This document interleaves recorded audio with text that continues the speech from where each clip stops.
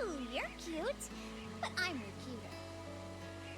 Equi Kimmy resubbed for 9 months, 9K wolves.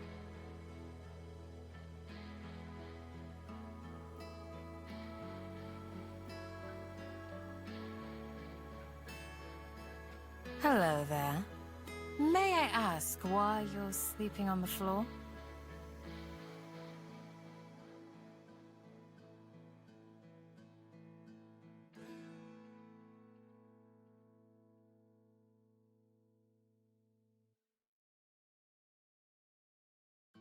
Good morn...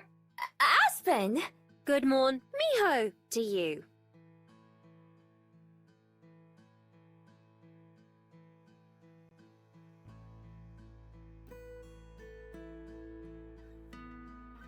You know I love you lots, right? Course I do! Love you lots too!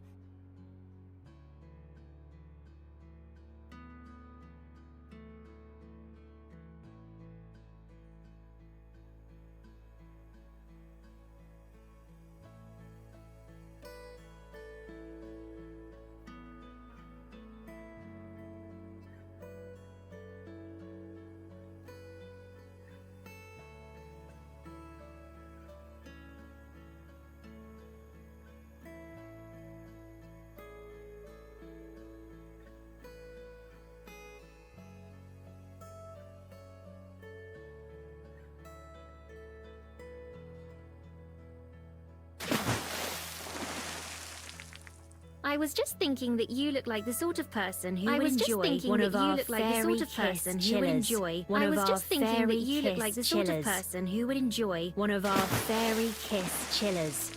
I was just thinking that you look like the sort of person who would enjoy one of our fairy kiss chillers.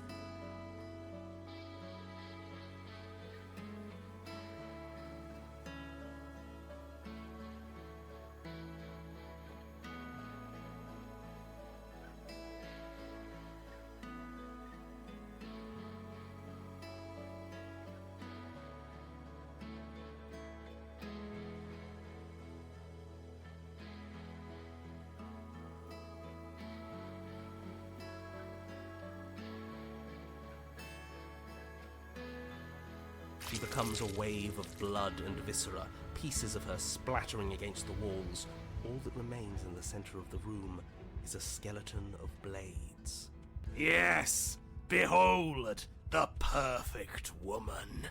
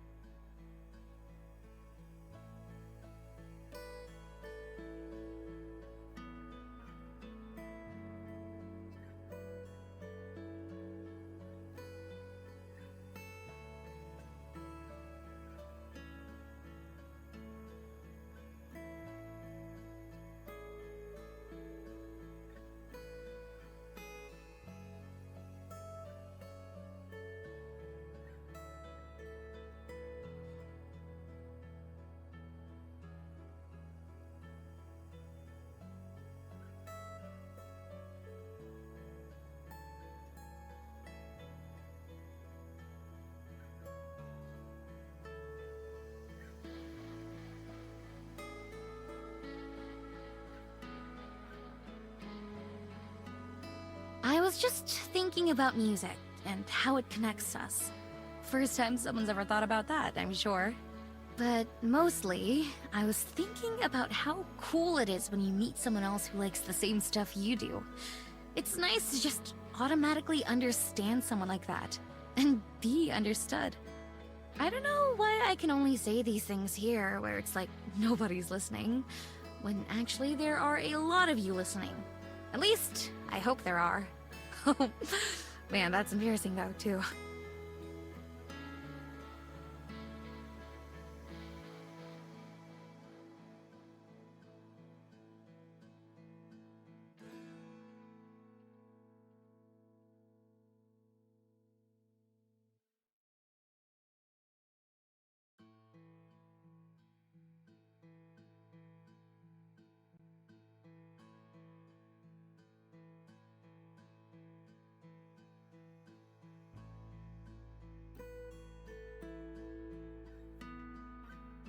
Thank you. I needed to hear that. You've done enough. At least for today. You're a fool. But maybe we need more fools.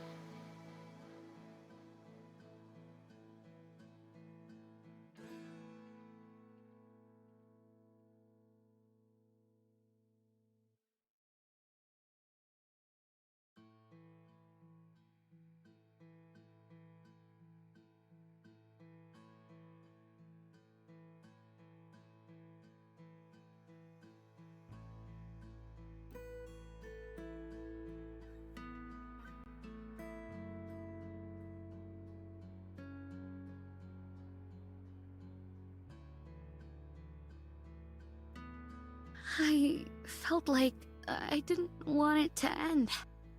All of it.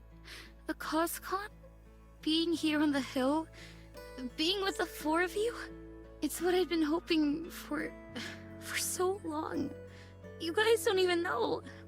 It's the most right I've felt in years. Just being together, chatting, laughing. I've missed it all so much. All of you. And I don't want things to go back to how they have been, where we never talk to each other. I want things to be like they were. No, not just that. I want to make new memories with you all. I want to pick up where we left off. If you all want that too.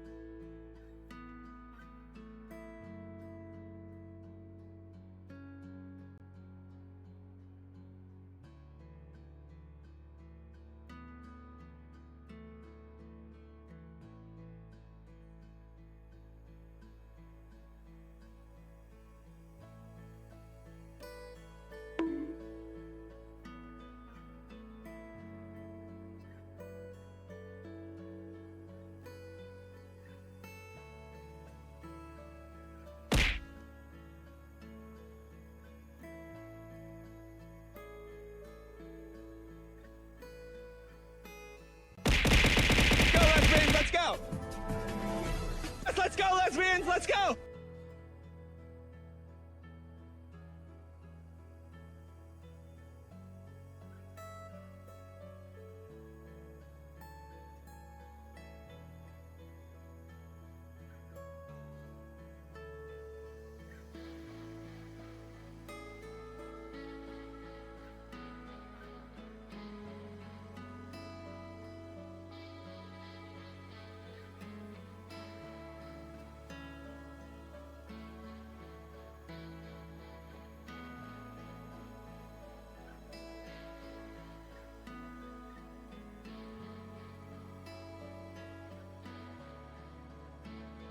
I am so sorry. I'll make you a replacement right away. Just give me 1 second and I'll have that ready for you. Wait, I should clean this up before it dries and starts to go bad. I'm really sorry. This is such an embarrassment. Oh, it's fine. I'm not in a hurry. All right, here's your drink. Again, I'm very sorry. Oh, this is your first time here, isn't it? Oh, I hope it doesn't leave a bad impression.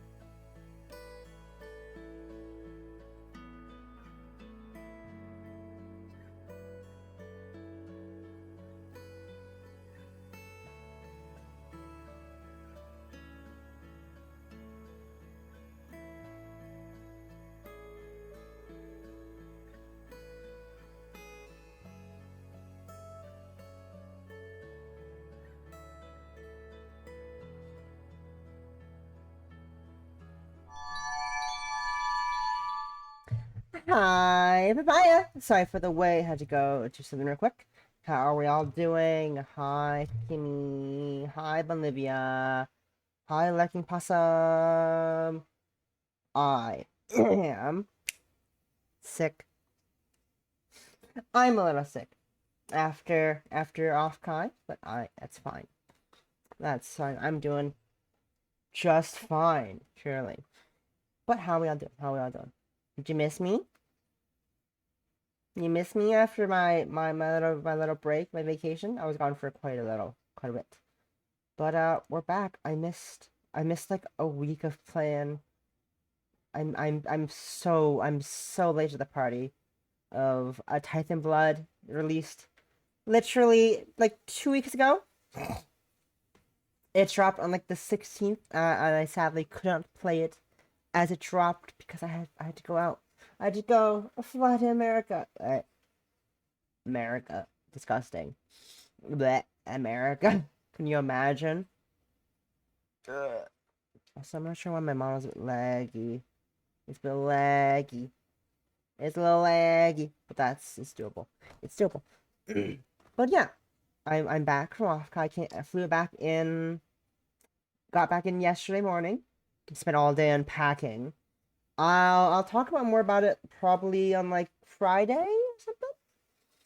Because today is Tithe In Blood time. It's time for some dark Yuri. Please be aware. As in the pinned message, there is a lot of content warnings. There's content warning in this game. There is blood, self-harm, suicidal ideation, not ideology, ideation? That's how you pronounce the word. Violence, and yeah, I could toggle them off. Can't toggle off. The descriptions will not be toggleable. Be aware. There is some heavy stuff in this game. Not suitable for all audiences. But with that out of the way, let's start the game. Let's click to begin. And my phone gets vibrated. Is there any sounds I can turn down real quick? Audio. Sounds good. Turn up a little bit. We're checking everything. content. Everything is on. I have everything turned on because I am wacky. But let's just turn, make sure everything looks good. This feels like good levels for me. Like I'll turn it up, if it's too quiet later on, I can turn it up. But it is time to play a Tithe In Blood. Oh, I saw the save files in the demo. Lovely. Wow, what a time. But we're not going to load those up. Wow, look at that. We're just going to start from the beginning. We're going to reread. It's been a while since I played the demo. It's been multiple months. Actually, it's been like a year, actually. It's been a year since I played the demo, because I played the demo roughly when it first was announced. It was announced last year's Offkai, which was a little over a year ago. And I got back and played it, so let's refresh ourselves a little bit with the start of the game. Let's go from the very start. This time it's with voice acting.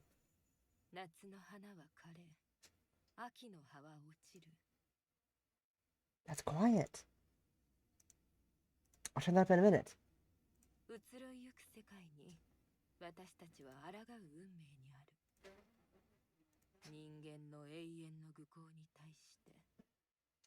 I'm going to read this as well, because I'm funny.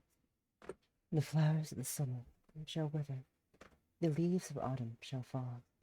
Against a transient world, we are doomed to defiance, to the eternity, the eternal follower of man. And so, the winter snow falls. I need to turn the volume up for the game, it's too quiet. I didn't realize it'd be that quiet. I need to turn the master volume up then. When I get the chance. Yes, here we are. Okay. An unremarkable student. I didn't get to read the rest of that achievement because I'm too busy looking at settings. Turn that up. Voice all the way. Test. That's a lot better. That is so much better. I can now hear everything fine. But yeah, please bear with me. I'm a little sick. Sore throat. I assume because it's grabbing from the demo save files as well, which I am not going to press. I'm not going to load them. These are from the demo. I think. I'm pretty sure they're from the demo because I've not opened this game at all since I downloaded it yesterday. I don't open the game since I downloaded it yesterday. So these are demo saves, I assume. Also, they date back to last year, so they're definitely demos. They're very clearly demo saves from when I first played the game last year on June 9th for 18 minutes. Was it the time? That's the time. Last save was 6:09.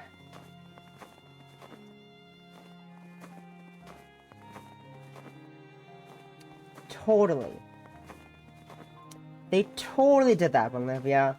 You totally didn't gift me the game 2 weeks ago on Monday when a game released and I yelled at you for it on stream.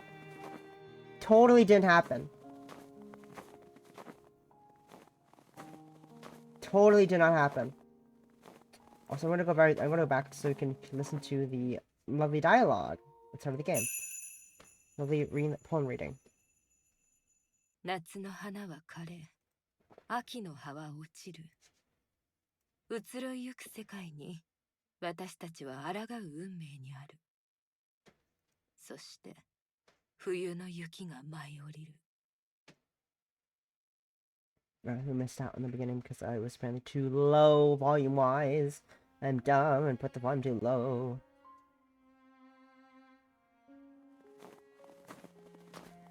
A terrible chill hangs in the air.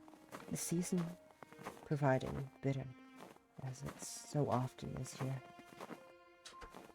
On this cold day, a great throng of students slowly shuffle through the piled snow of the university grounds.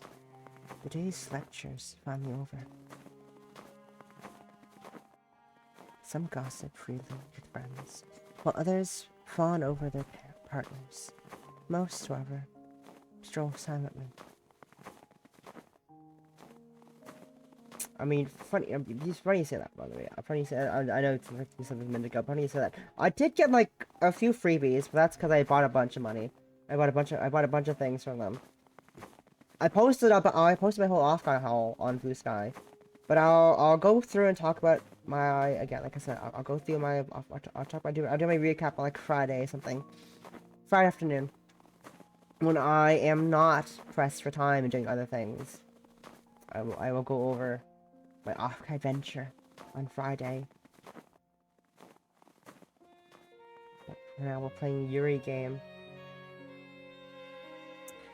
Amidst this sea of people, walks one unremarkable student among many. It went without saying that I'd go to university. I was called smart, clever, intelligent. I quietly liked the praise, and saw no reason to fight others' ambitions for me. As long as people told me I was doing well, I hardly cared what I did. I wouldn't say I have a career in mind, nor any particular plan for the future. I barely chose this way of life at all. I simply fell into it. Things happened around me, and I followed the path of least resistance.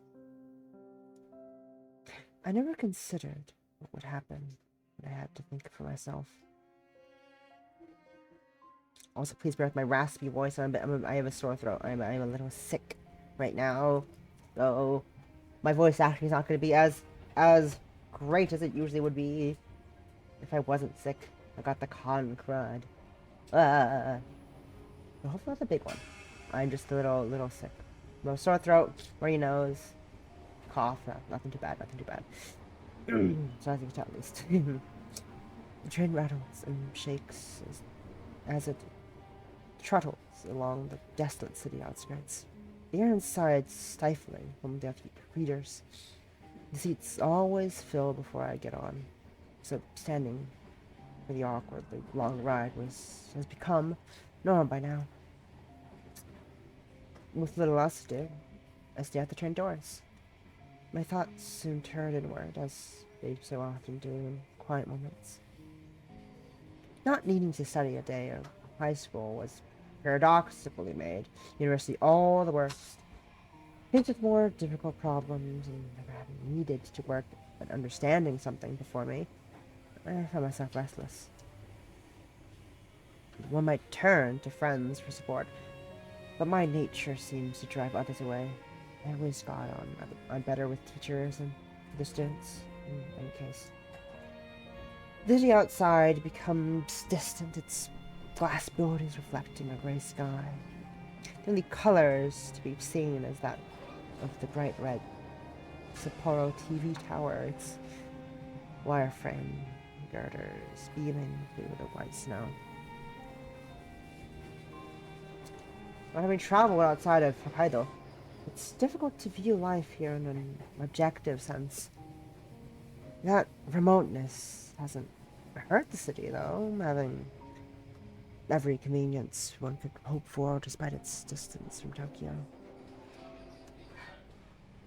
The snow season has brought the annual increase in tourists with it a topic of some debate with even the fuss and crowding they cause. The hotels and snow fields continue their trade, though, as well, Sapporo may be the capital of Hokkaido, their money is still sorely needed. Cranes work day and night to build new apartments. The city's population is rising. The bustling train station is one of the most modern in the country. A landmark of glass outside and high technology inside. And the trains themselves are kept in nearly perfect condition, as if every trip were the first of the day.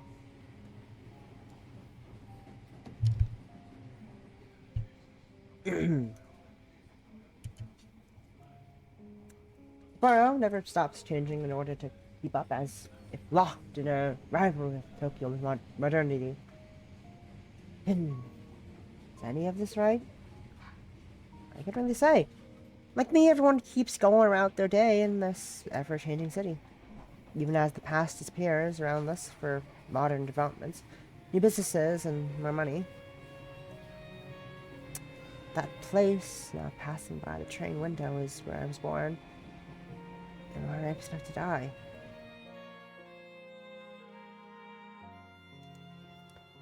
Perhaps it's fate that I lived in this grayscale city. So fitting, is it, for someone like me?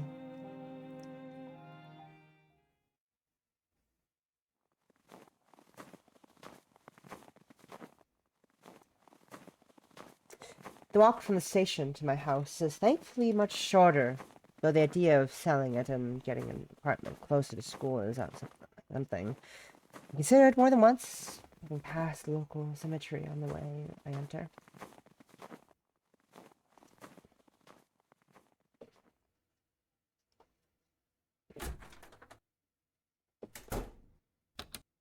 Out my eyes. Having slipped off my shoes, the pattern of feet on wood echoes about as I enter the spacious living room. A flimsy plastic bag carries dinner from the nearby convenience store in one hand, while the well-worn messenger bag for school remains strapped over my shoulder.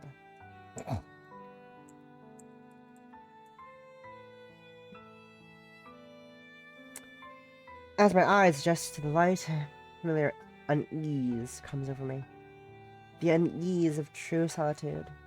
A haunting silence hangs in the air. The room sighs, only magnifying the effect.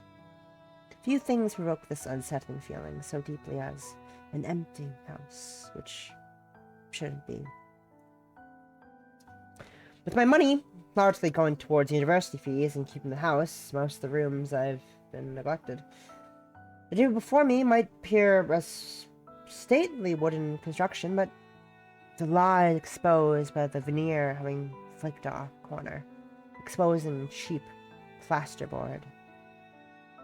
Particle board, not plasterboard, particle board. I'll go to a furniture store and replace it sometime, I think to myself as I hang my coat and bag. Of course, sometime is vague enough that I can rationalize away that time never coming. With the food quickly growing colder and the house itself being a little warmer than outside, I set myself down on the cushion. The air soon fills with the studied and monotonous voice of a television news presenter as I begin to eat. The lukewarm meal is, for better or worse, consistent in the way convenient store food usually is. Then goes for the bitter green tea, which washes it down. The occasional clicks of chopsticks is all that serves to punctuate the uninteresting news report.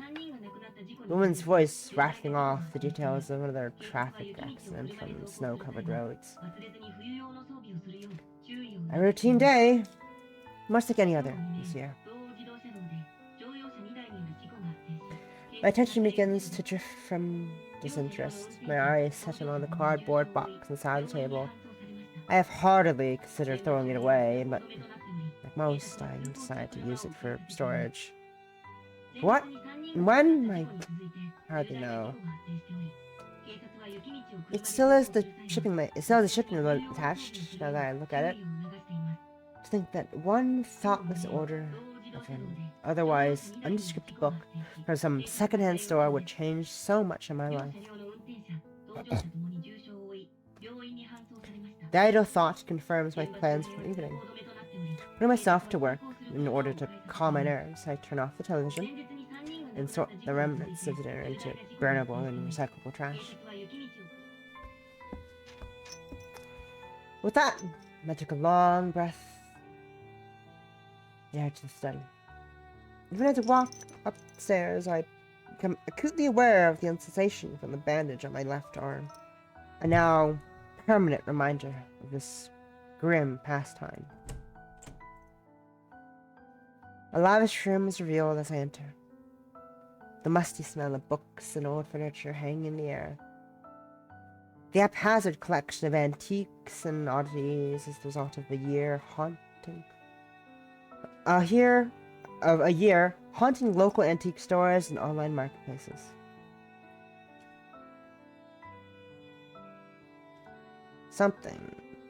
Anything to take my mind off of what was happening around me. My eyes moved down to the floor. What started as a pleasant dark wood is now blighted with remnants of dried blood. The stains run deep, no matter how hard I've tried to clean it. The sight of going unnoticed by anyone else is one of the few adventures of living alone.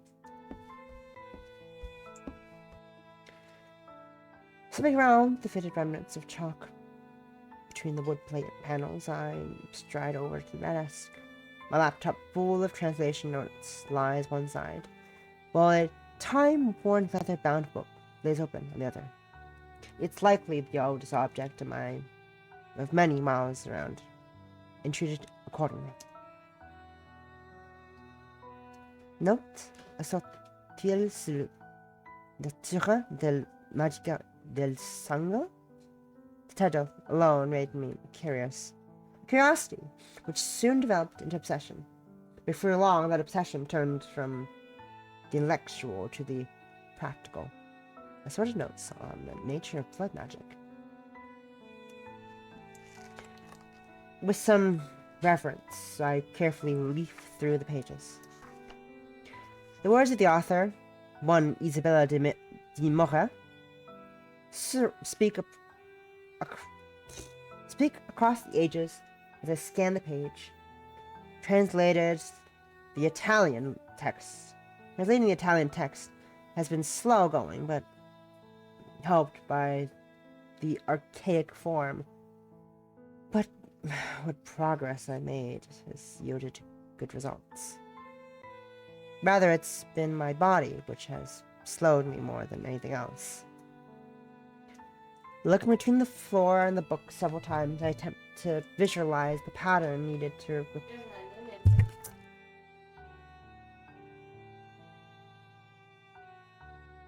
replicate Isabella's experience. The glyphs and patterns are strange and complex, more than one attempt ending in dismal failure. Why am I being pinged on Discord? Ah, chatty beans. I see. I cannot chatty beans right now. I am streaming dark fantasy. Realizing I began to draw this out to avoid the necessary pain for as long as possible, I set the book down, its open page, and set about the preparations.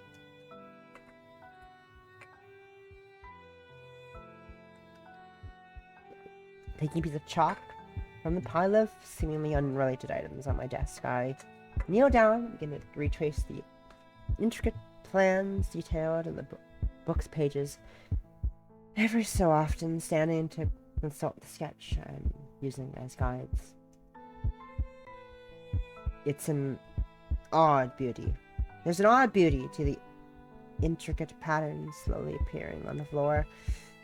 One concentric ring is followed by another, mysterious symbols and figures filling the space between them.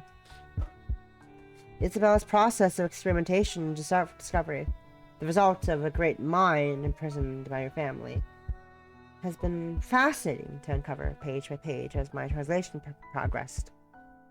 Trying to replicate her results would soon prove even more intriguing.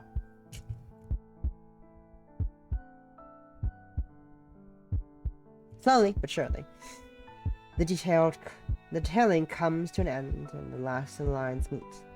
Coming to my feet, I set the chalk back down and set about the more distasteful side of the process.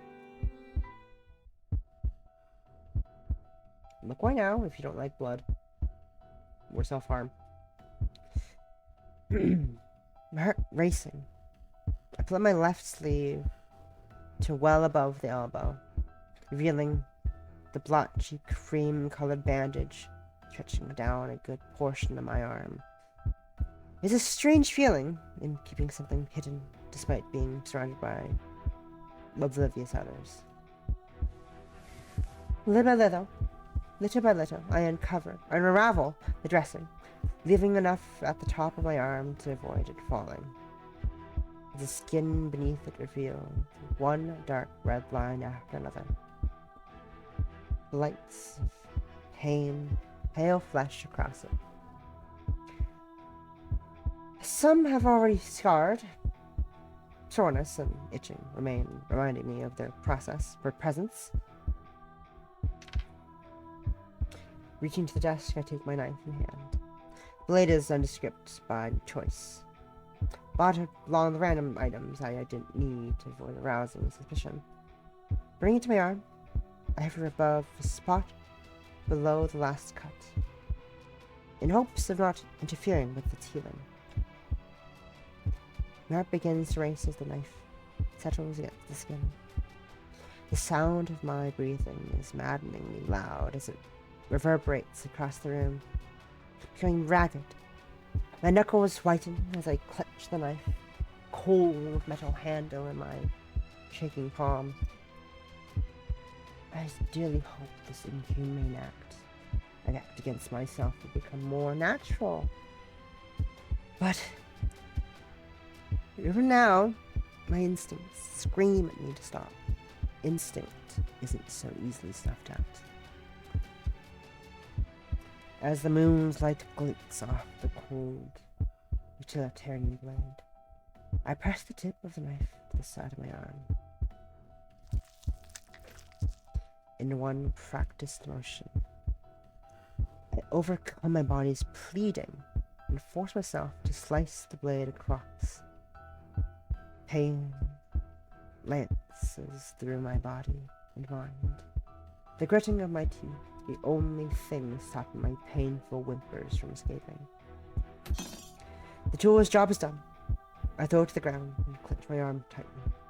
Dark crimson fluid seep from the open wound, soon flowing freely down my arm and over my hand. Crouching down, I put myself to work to pull what attention I can from the wound.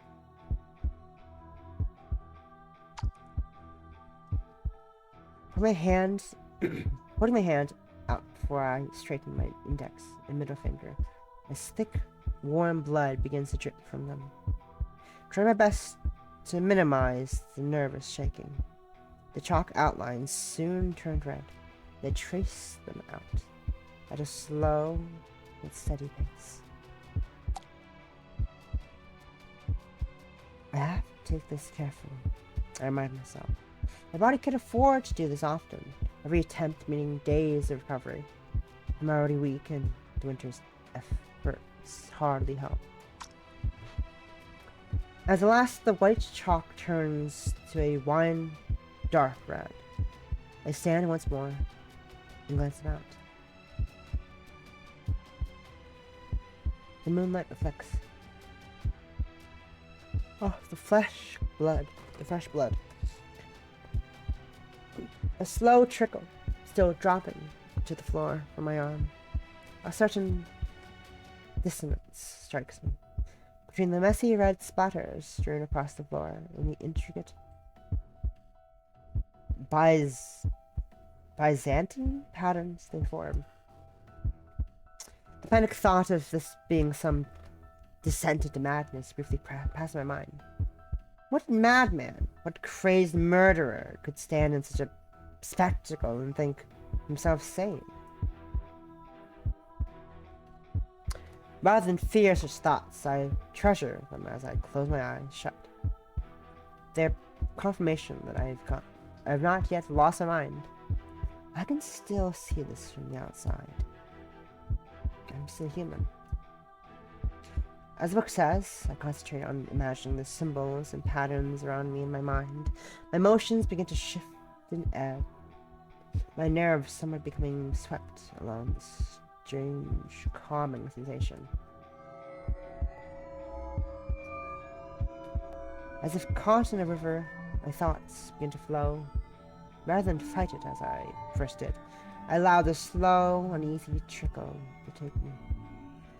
Surrendering to the movements in my mind. Some are pleasant, others horrendous, but all prove fleeting and impermanent.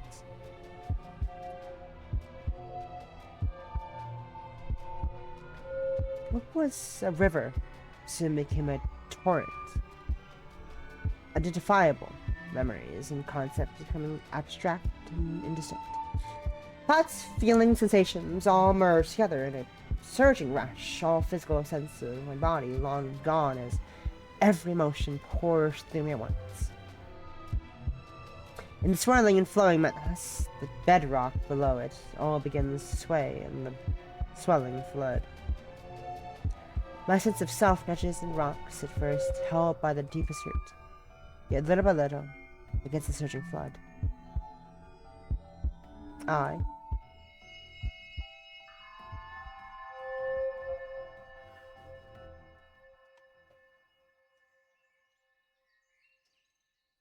soft grass gently presses against my cheek. The dew of early morning, contrasting the sun's warmth. My eyes slowly open. My body feels too heavy to move. Far from being unexpected, it's now a familiar feeling. My mind is too dull to do anything more. I silently watch the flowers before me gently sway in breeze, while birds squawk in the far distance. It's all so different and so warm. As if waking from a terribly long sleep. I wearily pick myself up, and my senses slowly return. A cloudless blue sky hangs above, the lush green of the unkept forest surrounding me. It's also idyllic.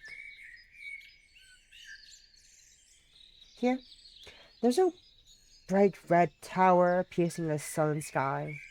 The world which stretches out before me could be further from the hustle and bustle of the city I've left. The warmth of the spring and its many senses confuses my senses. Jarred by the shift from the cold winter's night I left. The only blemish in the scene is a column of faint smoke from the workshops in the far distance, peeking above the tree canopies. 魔法が成功した。 The magic worked. I thoughtlessly say the words to nobody in particular. The nature of what I've done, no less surreal to me now than the scant few other times I've successfully managed it. Unfortunately, my senses returning to me also means the pain is among them. I quickly set about rebinding my bandages, lest anyone here see the scars now disfiguring my forearm. Groaning, I focus on making sure they're done tight and firm before fixing the ends once more.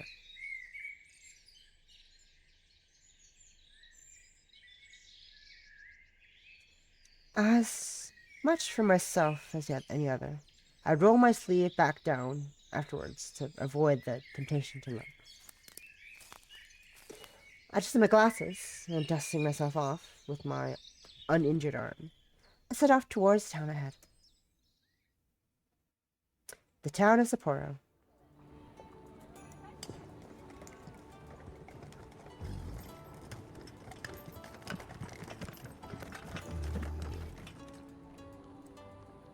Okay, I'm gonna be right back real quick to get some more water. And then we're gonna do some more. I'm excited. This is mainly just me rereading what I read a long year ago, but you know, it's been a year. Good little refresher. I'll be back in a hot minute.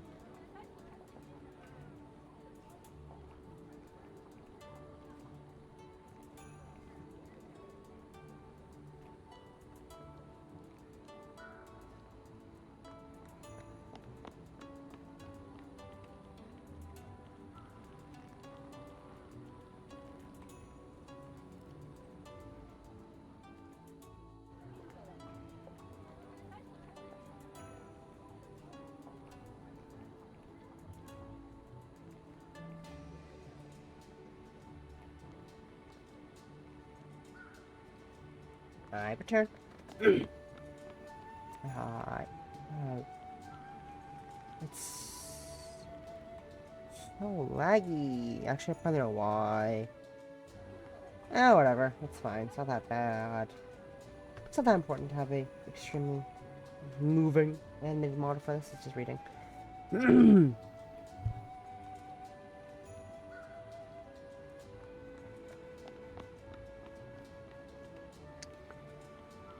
An empty horse-drawn tram trundled along past my field of vision. The steed's hunchbacked owner patiently letting it trot along at a leisurely pace. It pays me little heed as they pass, the clatter of hooves blending with the sounds of passerbys. The showers are small, so it must be around noon. The flow of time here always throws me off, as I so often do when I come to this place. I find myself just watching, strolling through as if in a daze, caught up in observing this strange foreign world.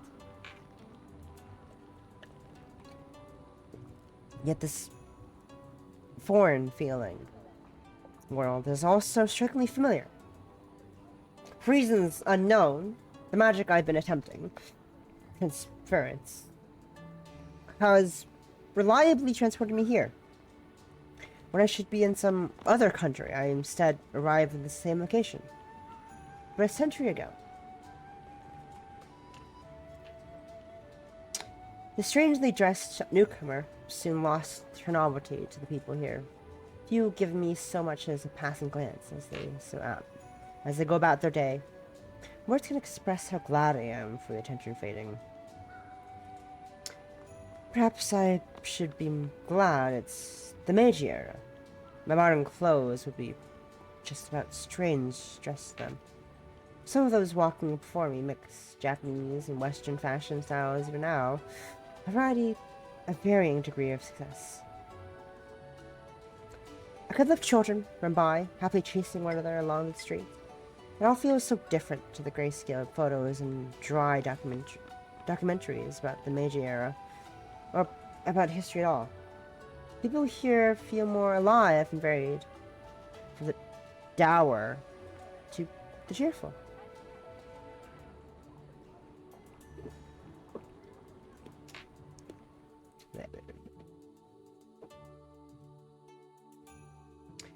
My ideal stroll comes to an end as I reach my usual destination. Outside the kabuki venue stands the brightest person here, happily seeing off someone she'd been chatting to before noticing my arrival.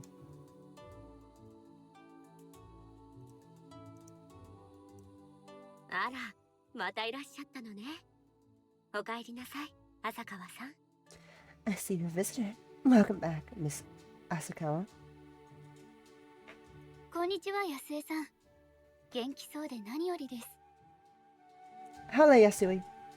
You look well as always.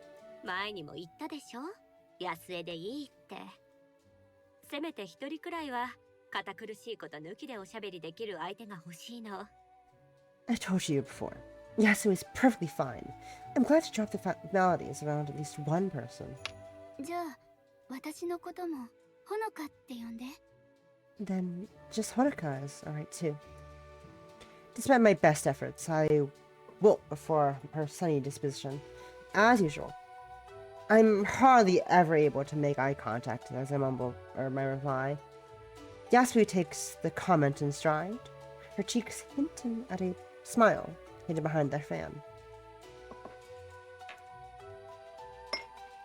My arm suddenly aches from my wound, causing me to reflexively reach over and clutch it. Such pain is a constant reminder of the cost to get here. The tithe a normal person has to pay to mimic the magic afforded to mages.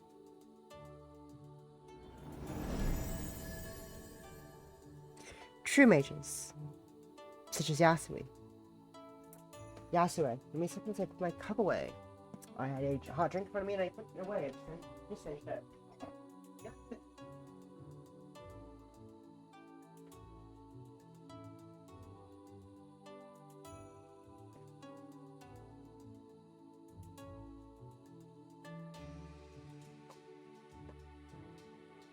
I'm back.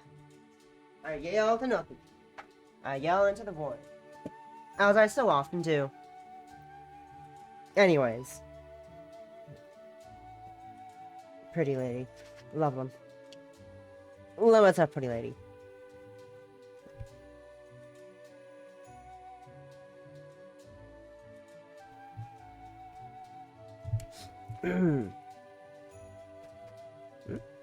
Oh, phone, what do you want? What do you want?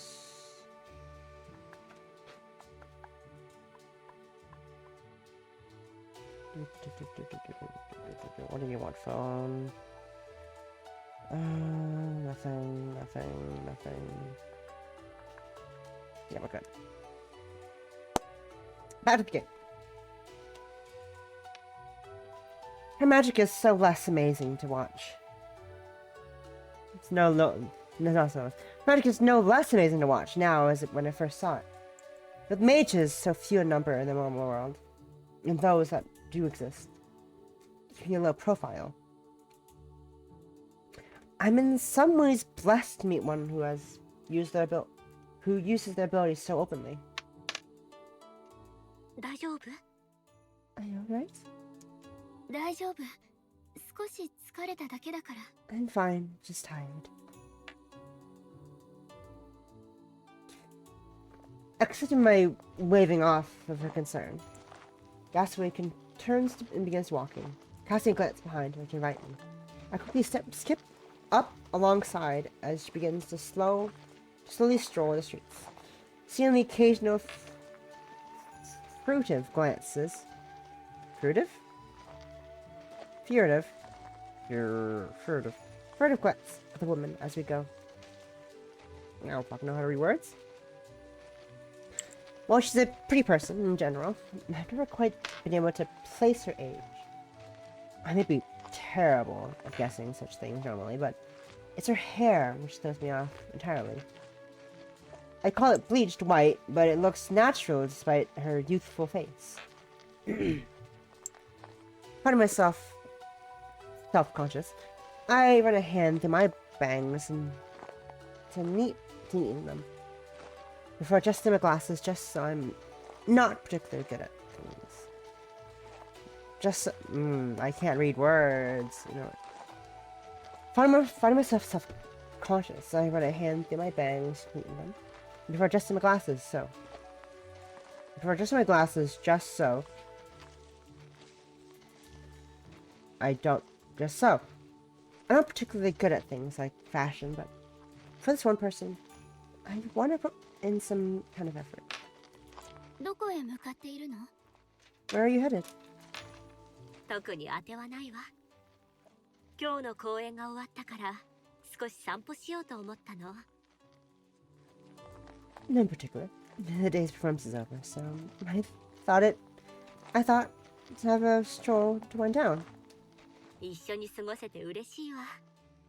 でも疲れたらすぐに行ってね。隠そうとしても分かっているのよ。無理をしてここに来ているのでしょ。 Well, I appreciate the company. Do tell me if you tire. I'm well aware you try to hide it, but I've noticed the toll these adventures take on you. She does her best to make the remarks as gentle as possible, but if point is made, I've been hoping she wasn't troubled over such things, but it's hardly the first time she's seen right through me. 何もかも夢みたい。札幌の街が100年前はこんな風だったなんて信じられない。 It all feels so surreal. It's hard to believe this is how my own city looked a century ago. 遠い未来の方にはさぞ古めかしく見えるでしょうね。 I'm sure we all must look rather quaint to someone so far in the future.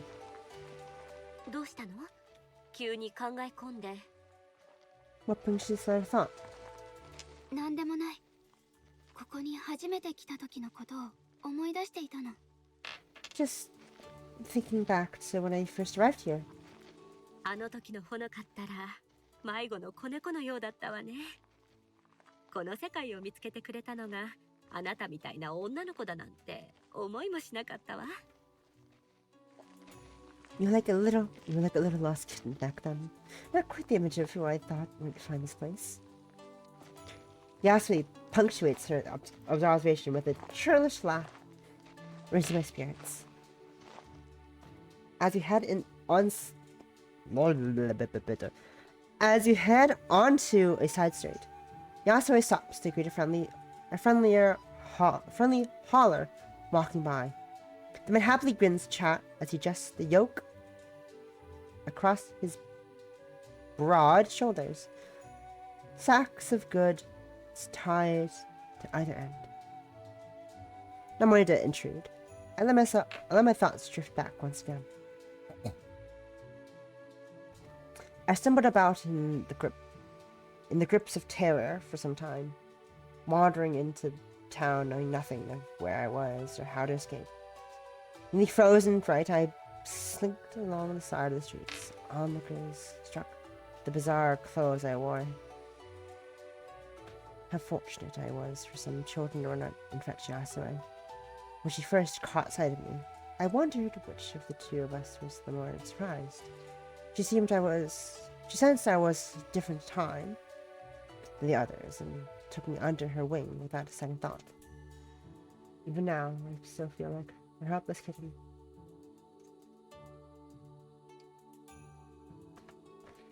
Doesn't know the scene in my mind.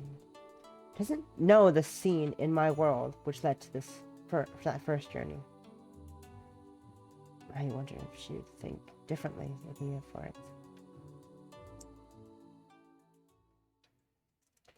As the hauler shuffles off and we start walking once more, Yasuri speaks up.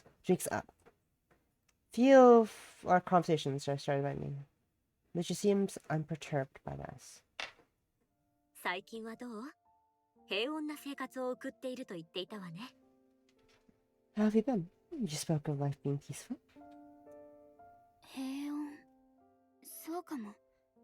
大学に行って、帰宅して、夕飯を食べて、寝るだけの変わり映えのしない毎日だから。Peaceful? I suppose so. Things were largely the same as ever. I go to school, come home, eat dinner, sleep.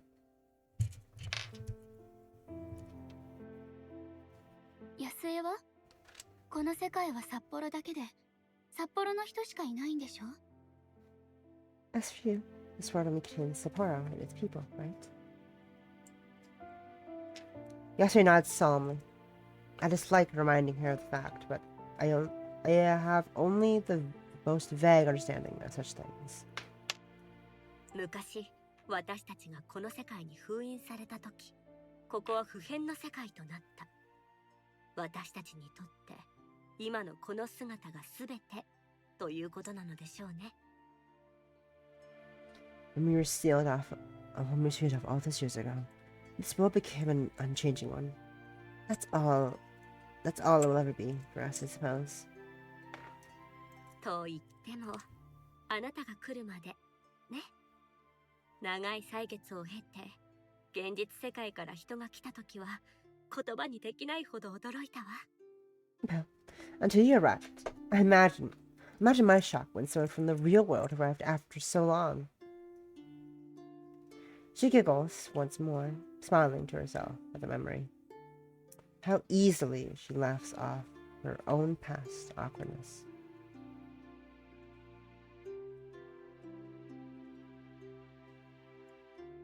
The first impression I had of Yasui was perhaps the expected one.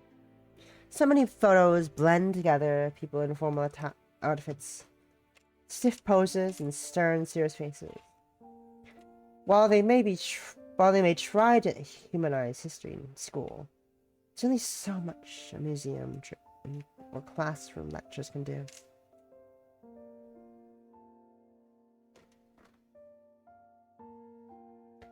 My conception would be dispelled in moments, in so many ways.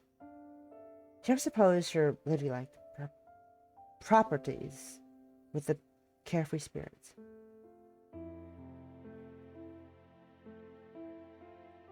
Her hair is lavishly cared for. It flows freely rather than being tied up.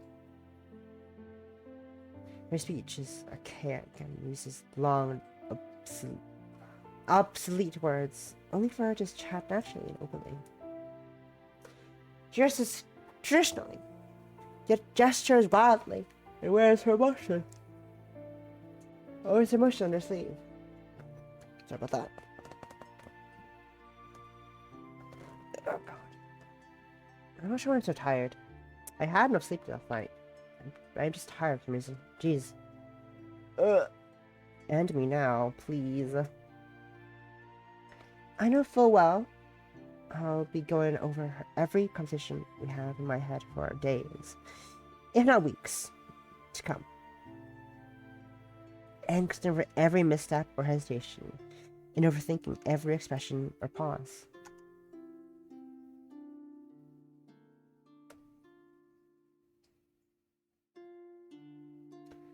Yasue will do no such things. Everything flows off her. It's graceful in manner, albeit not quite in the way I expected that word to be used for someone of an era barely past samurai and daimyo. がっかりさせたらごめん。でも、私にできるなら、あなたをこの世界から助け出したいの。Sorry for my disappointment. If I could save you from this world, I would. あなたは偉大な魔術師ではないでしょうけれど、知り合えて本当に嬉しいと思っているの。この世界に初めて来たのが、むしろほのかのような人でよかったわ。You may not be a great mage, but I'm glad to have met you. Perhaps it's for the better that the first to come here would be someone like you.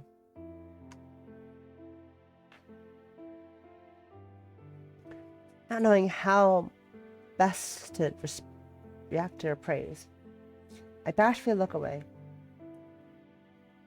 My driving desire to be complimented is one of my ugliest traits. I can only hope it's one of the few things Yasui hasn't perceived in me. I soon realized it began rubbing my arm out of anxiety. For all her praise, I still feel as if I'm telling a lie of my mission. How would a mage react to finding the one for them is some regular person mimicking their abilities through such methods? 一つ聞いてもいいかしら。答えたくなければ無理にとは言わないわ。May I ask you a question on the topic? Feel free not to answer if you prefer. There's too much talk. Kind of clear my system a bit. Wow. Wow.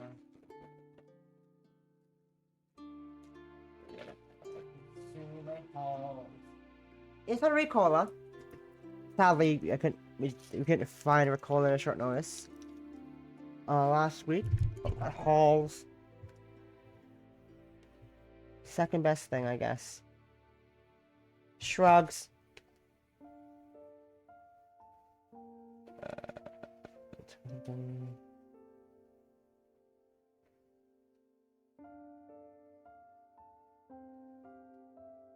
Okay, this one.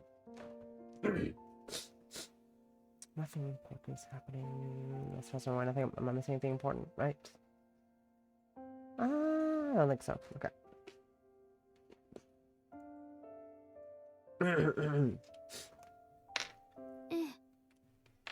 Go ahead. ほのかはおいくつかしら。あれほどの術を使う魔術師にしては、ずいぶんお若そうね。How old are you? I must admit, you seem young for a mage of this skill. Jump off topic forces me to think over the answer for a moment. I can't let myself to tell the truth. I should give such a convenient excuse not to. 少し前に20 Although 歳 we になった crave ばか Taco りか Bell? な。 That didn't play. Why didn't that play? Did that play? Let me try it again. Let me just check. Where is it?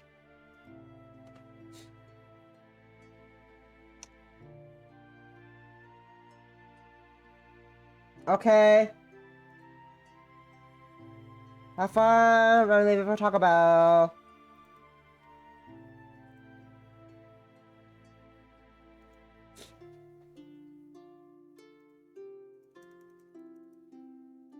I'm trying to test. It should be connected. I'm not sure why it's not working. Try again. Test.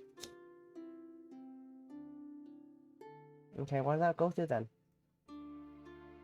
Weird.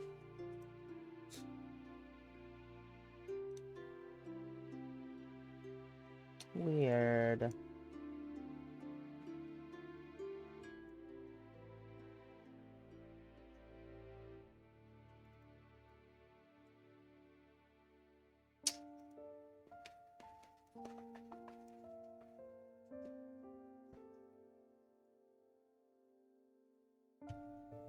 There we go. I got to say that word now. There we go. Anyways, good luck with leaving Taco Bell. Good luck. I'll see you in a minute, I guess. Give me a return. I do Taco Bell. I turned 20 weeks ago, I think. Can I play again? Can I go play the sound again? 少し前に20歳になったばかりかな。 I turned 20 a week ago, I think. ということはまだ。 So you haven't. She was off before finishing her sentence, her expression concerned. I'm left at a loss for words, only growing worse as the sparks of realization brighten her face. 安江来て、後悔はさせないわ。 Follow me. I promise I'll make it worth your while. Once again, I found myself working to catch up with the cheerful one. Dim lamps strung to illuminate the table around us. The izakaya's air filled with the chatter of patrons and heavy scent of tobacco, with liquor flowing freely, and so many in the tight space. The air is taken on a distinctly muggy feel. Many of the animated faces around us flushed bright red. My gaze rests on the waitresses, skittering from table to table, dainty feet in sandals, tapping quickly to keep up with the pace of orders. It's a little uncanny. Everything about the experience is so close to a normal restaurant. That's so different enough to throw me off. Just different enough to throw me off. As always, I do my best to avoid accidentally catching the eye of anyone in particular. Yasui does no such thing, instead looking at me with an undignified smile. どういうこと？私の誕生日祝いならこんなことしてくれなくてもいいのに。 I'm not sure I understand. If this is my birthday, it's really not a big deal. At this, Yasui makes a show of pouting. ほのかはいつもそう。私があなたのために何かしようとすると遠慮するの。あなたの世界にも素敵なものはたくさんあるでしょうけれど、たまにはこちらの世界を堪能してちょうだい。You never let me spoil you. I know my world has been so... You never let me spoil you. I know your world has so many lovely things, but I'd like to treat you to at least one... treat you at least once with what we have to offer. 遠慮してるわけじゃないわ。ただ、 It's not like mine, it's just... 大将、こちらのお嬢さんに地元のビールをお願い。 Oh man, some local beer for this young lady, if you please. The man beyond the counter, as yet unseen, yells out his agreement in a hoarse voice. ちょっと待って。私20歳になったばかりだし、まだ飲んだことがないのよ。 Wait, I mean, I'm still 20. I haven't even tried drinking yet. ならちょうどいいわ。今試してみましょうよ。 And what better time to try? I easily give up my protest in light of how happy she is to be treating me like this. I've been too shy to fumble my way through dealing with the bar, and I wouldn't know what alcohol would be good with in the first place. Our drinks arrive quickly. The old man, perhaps the owner, personally bringing the bottles and glasses to our table. Yasser doesn't notice my confusion as she starts to pull out the cork in each. He doesn't know these unusual. Even I know these usually have bottle caps. 40銭だよ。毎度。 40 cents, thank you. Yasser quickly obliges, passing him 2 odd silver coins. This is the first time I've actually seen sen used. Regardless, the man cheerfully takes them, before hobbling back off past the person. Imagine taking her for a beer drinker, but she's clearly looking forward to this more than I, as she gives an eager smile. Trying to paper over my confusion, I quickly take one of the bottles in hand, supporting it in one hand and tipping it with the other. I gently pour the amber liquid into the cup, now held by my senior's delicate, spindly fingers.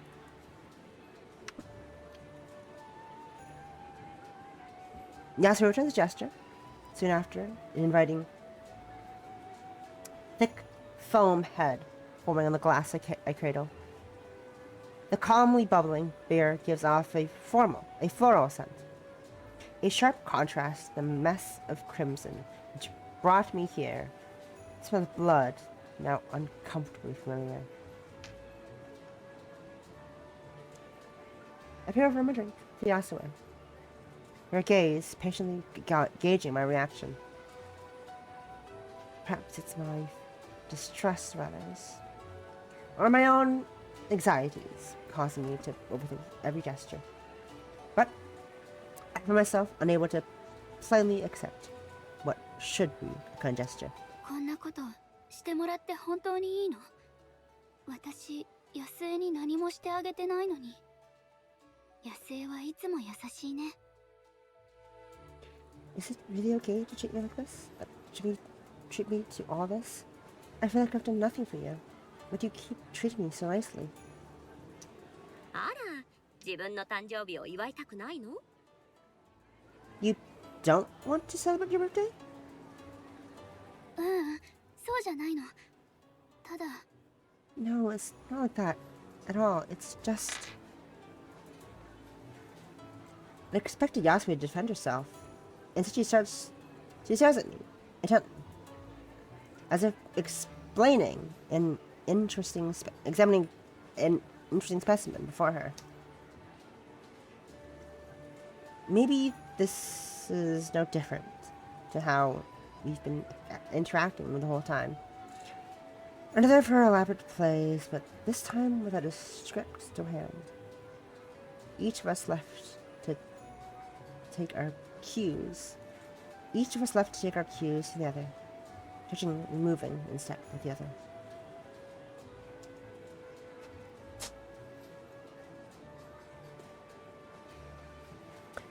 As a particularly rowdy patron gives a boisterous laugh beyond us, Yasu smiles and closes her eyes in defeat.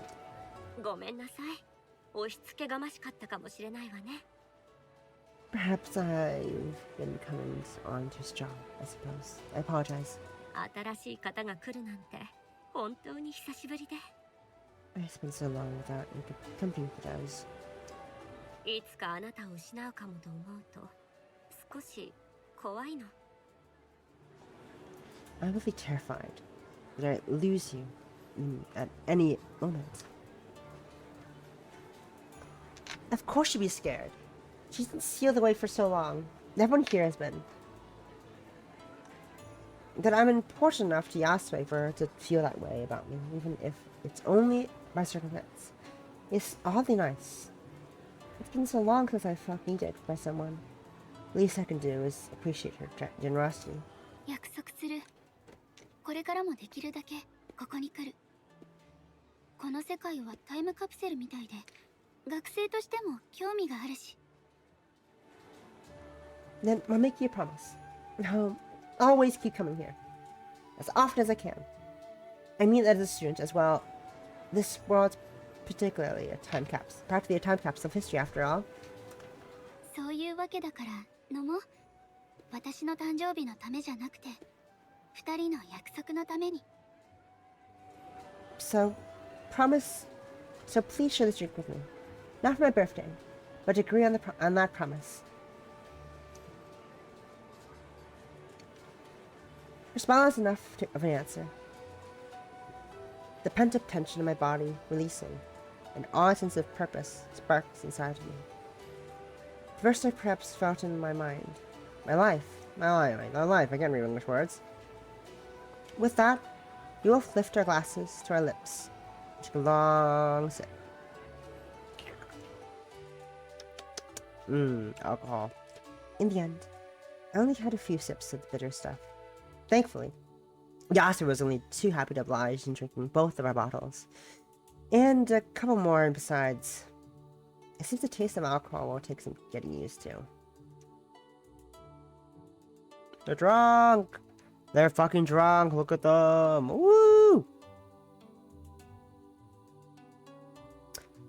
I'd heard that drinking before evening is odd. Now not at noon. Yasui seems to hardly care though. Her face now flushed and gestures sadly, more animated. Of all the images I have of the lady from the Meiji era, the joyful, carousing woman sipping beside me isn't one of them.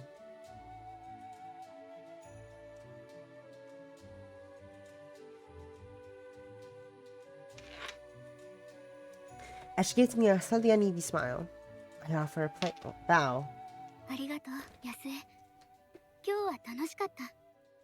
Thank you, Yasue. Today's been fun. あんまり飲めなくてごめん。もっと慣れなきゃね。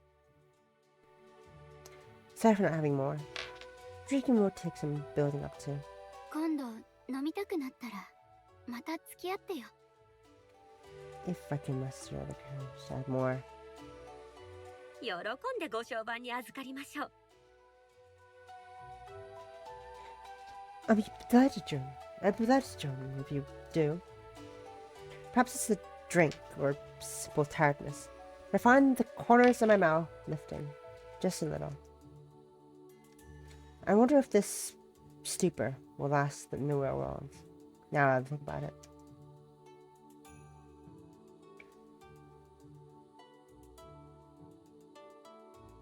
The passing thought only reminds me of the greater lie. Perhaps it's genuine honesty after hearing her own. Or the dark marks. The dark mark. The drink. Not the drink. Or the drink making me less inhibited. But I want to tell her the truth. ヤスエ、伝えたいことがあるの。私があなたをこの世界から出してあげられない理由は、方法がわからないんじゃない。Yasue, there's something I want to tell you. The reason I can't help you escape isn't just that I don't know how. It's... 魔術師じゃないからよ。あなたと違って私は普通の人間なの。I'm not a mage, Yasue. Not like you. I'm just...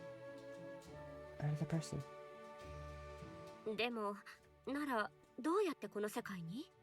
But if that's the case, then how did you...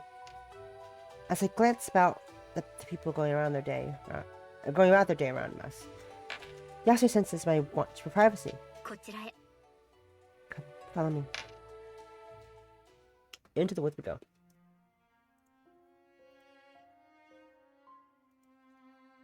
I'm gonna go be right back again.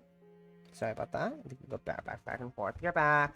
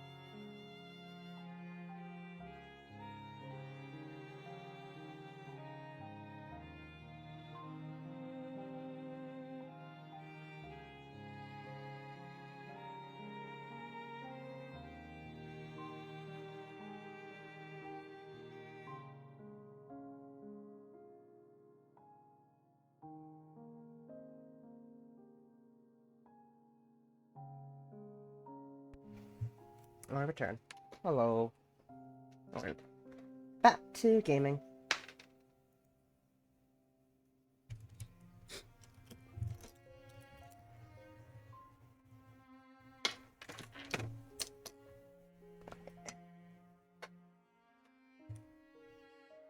Right.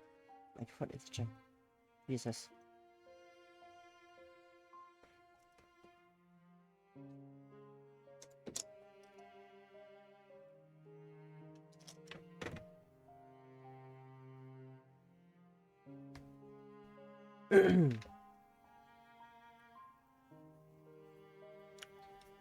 After a fair hike well beyond the town's limitations, we arrive at the edge of the forest surrounding Sapporo. It's a peaceful surroundings place that I've yet to find in my own world. 思い悩んでいることがあるなら言ってちょうだい。あなたのことなら何でも受け入れるわ。Please, tell me what's worrying you. Whatever it is, wonderful. I accept it.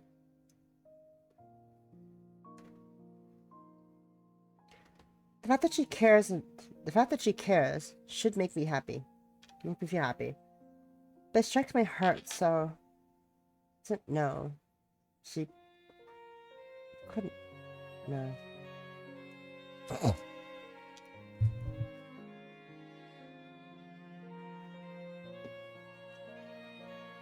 Taking a long breath to steady myself, I look down in shame and pull my left sleeve upwards, tug by tug.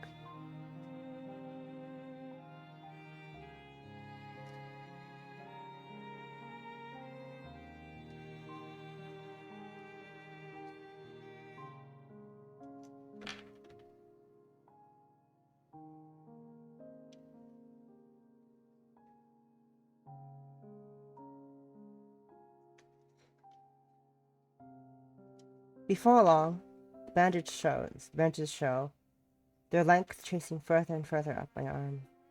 The beige gauze discolored by the blotch of bright scarlet. Fresh blood has pooled by now. The wound, still proving sore, visibly drags over it.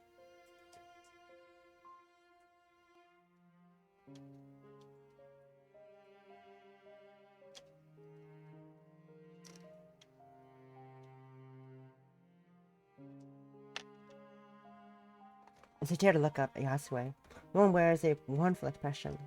It's striking, compared to her gentle demeanor. あなた、自分に一体何をしたの？ What have you done to yourself? 実は私にもどうなっているのかわからない。ずっと昔に誰かが書いた本に、普通の人間が後天的に習得した魔法の力を呼び起こす方法が書かれていたの。I'm not that sure of how it all works, to be honest. I found a book which someone wrote a long time ago, and of how a normal person could summon magic like a mage does by second nature. 仕組みはよくわからないけど、その本の通りにやると、この世界に来られるようになったの。でも、それを発動させるには血が必要で、その本はイタリア語で書かれていて、血の魔法っていうみたい。Somehow, I'm not sure the mechanics. It lets me do things like this, but it needs my blood to work. They called it blood magic. In Italian, anyway. In response to my fast-paced information, her eyes close, I can see the gears turning inside. The connection between my general frailty and rapid exhaustion in visiting my pain by visited now plain. ほのか。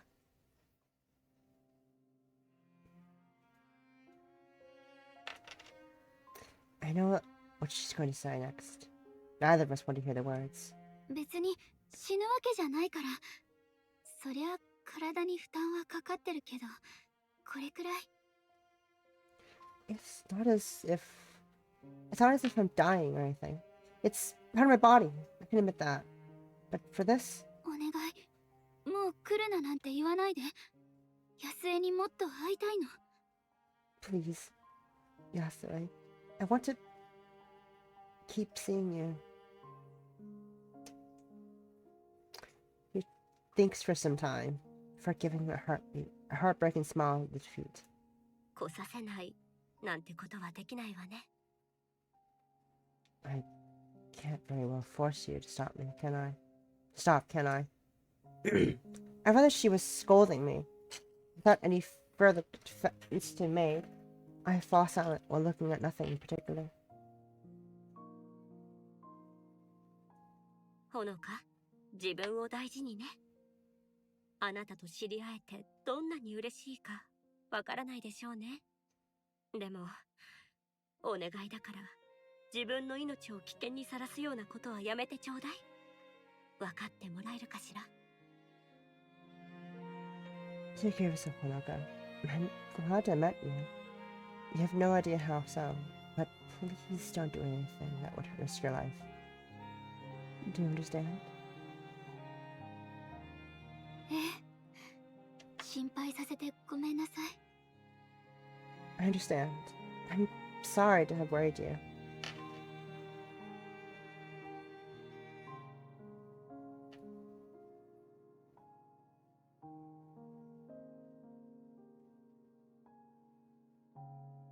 As I scuffed my feet on the grass, scuffed my feet on the grass in angst, I noticed Yasue's shadow moving near her.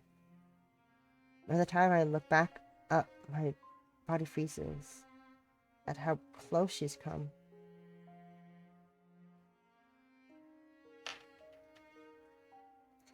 Without a word, she reaches out with those long, dainty fingers and grasps the corners of my glasses, softly evening the position on my face.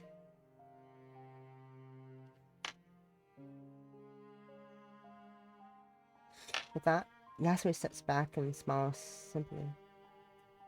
そういうのはね、私たち年長者がすることなのよ、おバカさん。 That's what we elders are meant to do, silly. My point made, Yasue's smile slowly wears off. The time to say goodbye draws near. When the next visit will be is difficult to say. But the fact that it has come is certain. I'm not sure if it's imagined or not, but I feel Yasue become more comfortable with that fact. Understandable for a mage seeing their first visitor in 100 years. ほのか、お大事に。 Take care, Monica.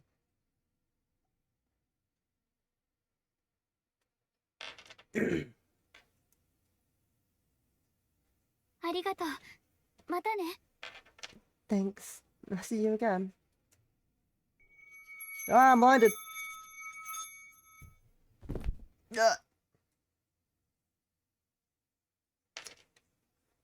My head presses on the hardwood beneath its hard, cold surface, rousing me.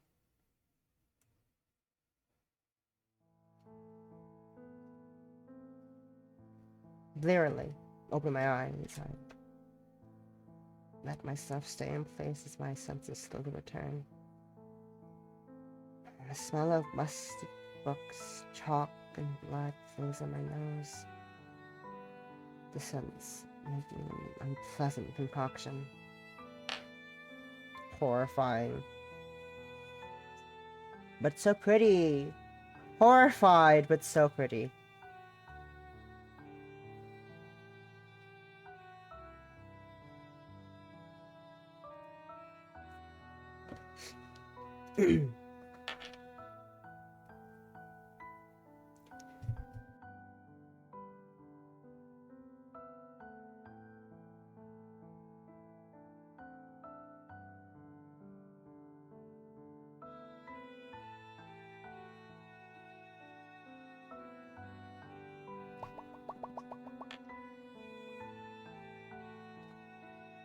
My body feels impossibly heavy.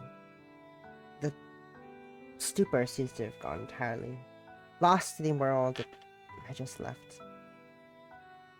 But the experience of transference takes a heavy toll on my strength. Forcing myself to stand, I stagger to my feet, a hand on my desk for support. I found myself unable to do anything, stand out in the cold empty room.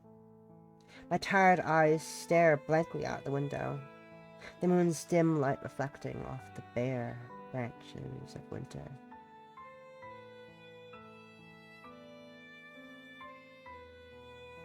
Silence hangs in the air, moonlight illuminating motes of dust floating in the evening darkness.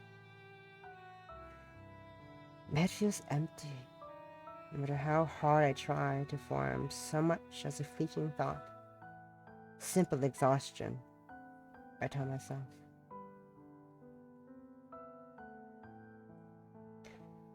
With little desire to do anything else, I began the walk to the bathroom before settling in for the night. The floor still bears the scars of my work. The book which started it all laying open amidst a disorganized desk. I'll get some cleaning supplies and wash off some of the mess, I think to myself. Sometime.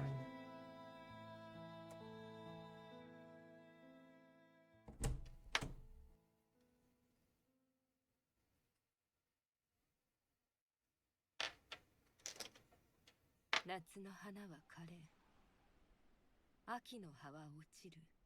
移ろいゆく世界に私たちは抗う運命にある。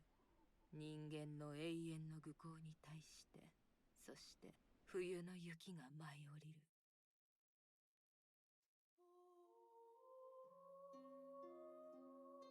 Opening cutscene time. Opening credits.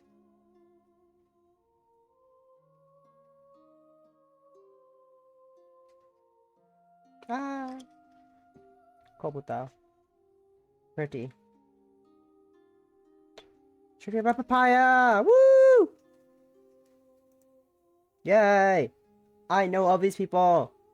They work on any games I like watching. And playing! While playing, not watching.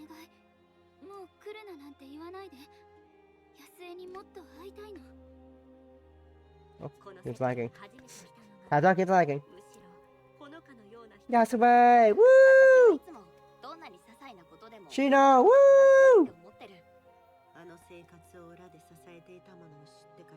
Tana! Woo! Kaoru! Woo! 結構よ。私を憎みたければ憎めばいい。あ、Tithe In Blood。Tithe In Blood. Yay.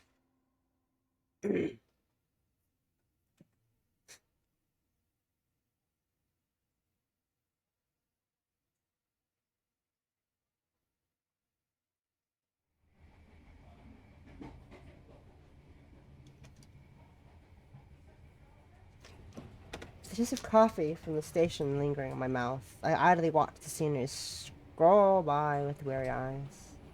When the day begins, my daily routine, now so deeply ingrained in that getting to the university, requires little more than muscle memory.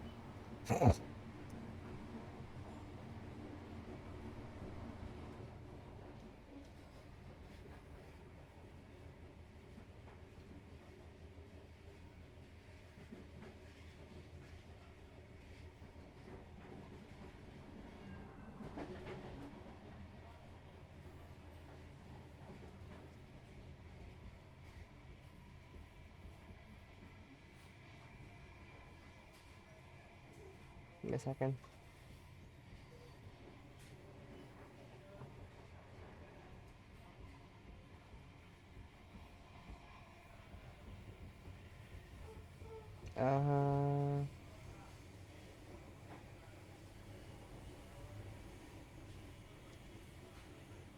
Is that what I call him? Second. Start checking.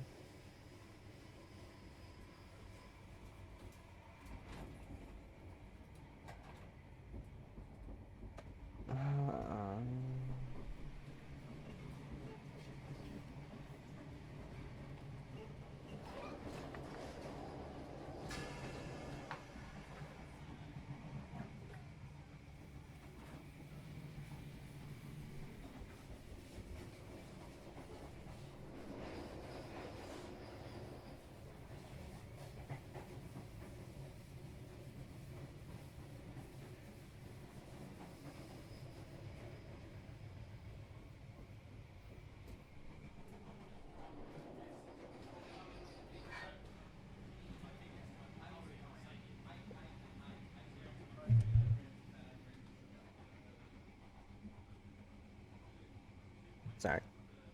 Replying to a friend about something. This is important. It's important. It's just important. It's important.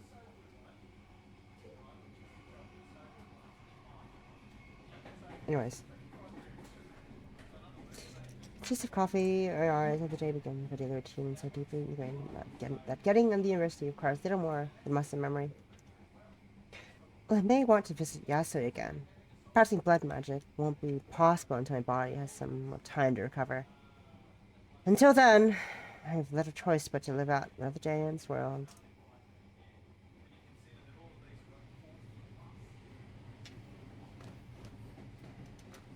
I count it among my worst traits, but I've always had a tendency to eavesdrop.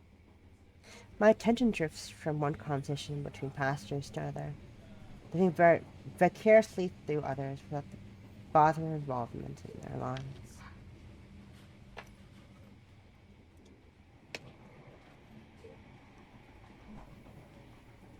Others seem to be in a good mood from overheard clips of conversation. One salesman talks to another about looking forward to the end of the week, being a Friday. Schoolboys chat about their plans for the weekend and the new game they're into.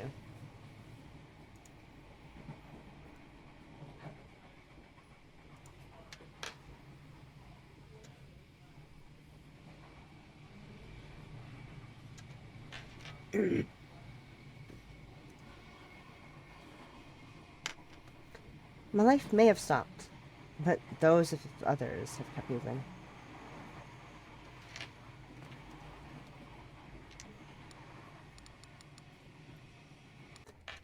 Pluck my phone from my bag for disaster. Pluck my phone from my bag for distraction or disaster. Distraction. That made more sense when I read it over the second time. Why the fuck would do disaster? Distraction. Just this phone crash made it horrid. I begin to check various messages. Check various messaging apps to go across what I've missed. Plans are made. Let's try.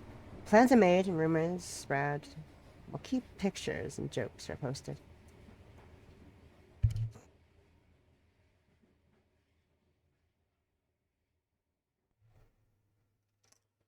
Well, I might have tried to keep in contact with friends from previous schoolings. We inevitably drifted apart without the connections of being classmates. These days, such mornings, browsing, so just cover the day's news and messaging boards, threads. It's funny how different this is to Yasu's time. She couldn't...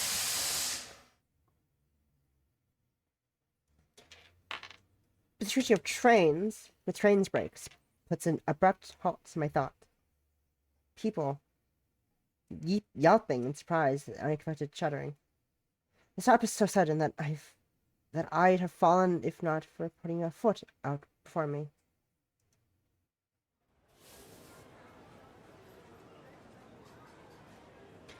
The momentary chaos at an end. I right myself and slip my phone back to the bag. Discontented passengers question the murmurs as the train comes to a stop.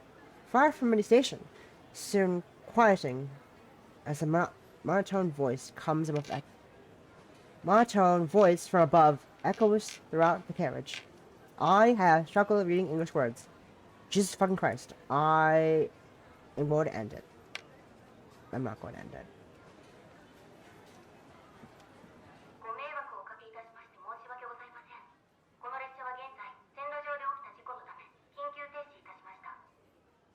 My pod is feeling things.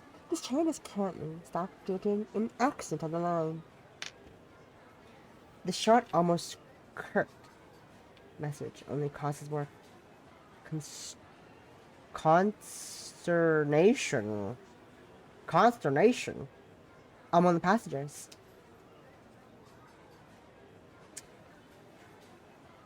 Others around me begin to quietly chat between themselves. Some wondering if a train ahead of us broke down, or if the bitter cold has caused line problems. Some wonder aloud if someone's dead.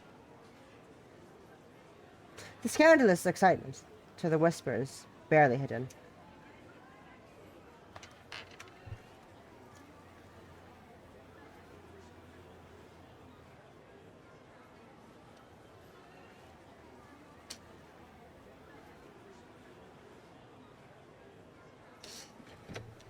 Seconds turn to minutes, the train showing no signs of movement for some time yet. The more impatient passenger paces about the aisles throughout, though most settle into reading books or phones.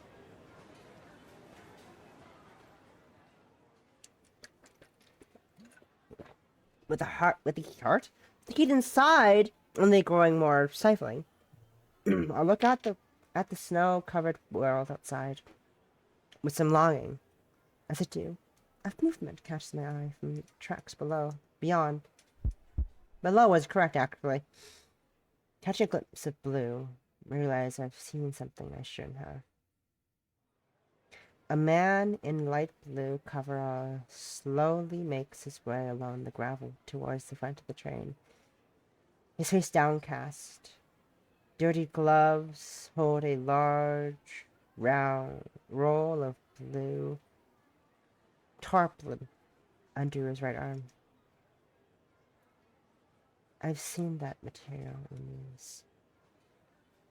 There's only one reason it would be used here and now.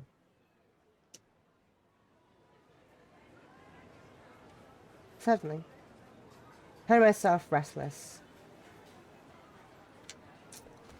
I turn back towards the other passengers. All that faces me is a scene of mild discontent at the mundane routine disrupted, ignorant to the cause.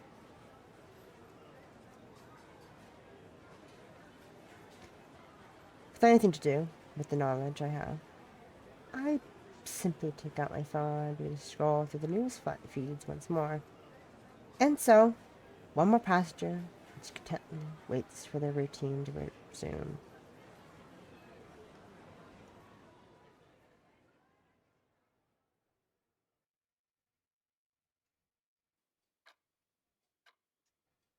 Gotta love that. Love. It's great. What a great. It's not a great time at all. Horrid thing to happen. The nicely draws to an end. My last daylight hours spent in the university library, as they often are. Desk where the elderly librarians once sat lies empty. Her shawl left draped over the chair's back as a small, perhaps unintended, tribute. Ever since she retired, the school had struggled to hire another.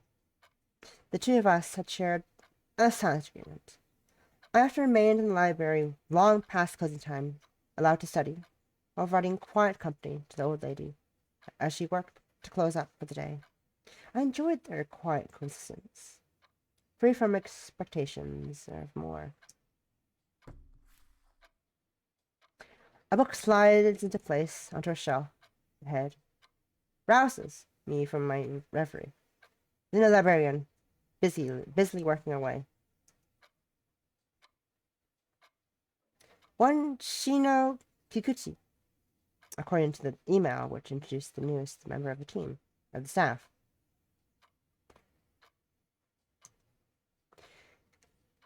Only hired in the last month. She's a stark difference from her elder in so many ways. Not the least of which being her age.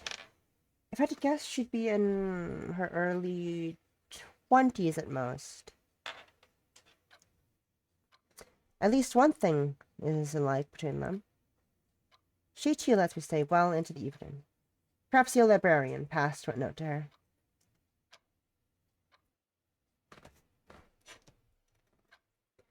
I'm thankful in any case. I hate being an imposition. But the school provides a far better environment for studying, giving me solitude and loneliness of my faraway home.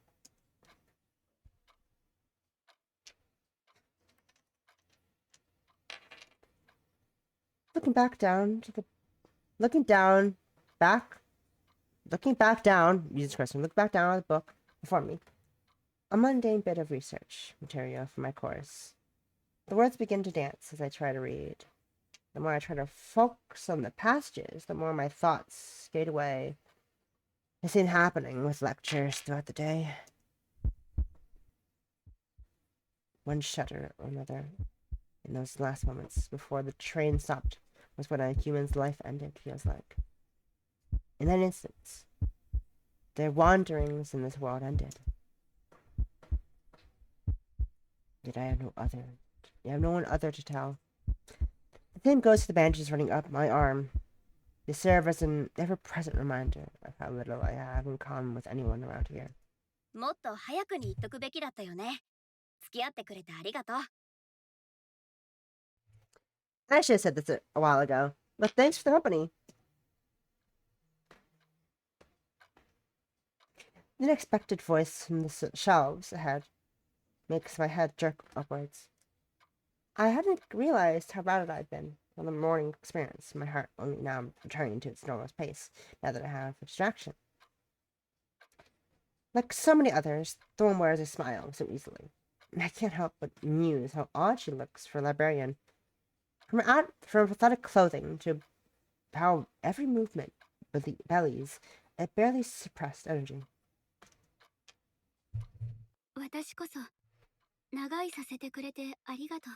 Thank you for letting me stay.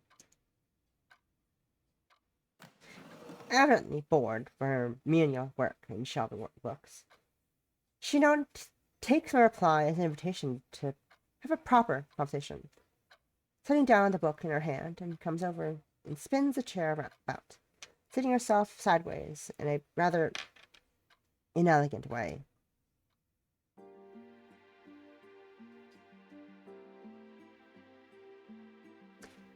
While the relationship between Yasue and I may have a certain push and pull as we feel out each other's boundaries, she now has no such concerns. Even now, her bright eyes move from me to the textbook in my hands, happily seizing on and opening to get close to me. イタリア語を読めるの？すごいじゃん。私も言語はいくつか知ってるよ。世界とつながってるって感じがするよね。You need Italian? That's cool. I know a few languages too. That's the way the world is these days, right? そうかも。私は単位のためだけど。I guess so. I need it for my degree. So she wants to chat. That too is different between Shino and the previous librarian. One I like rather less. Something throws me off about her. All the more so now that we're... Something throws me off about her. All the more so now that we're close. I can't quite put my finger on it, though. Make me feel bad once again for being so distrustful towards someone so friendly.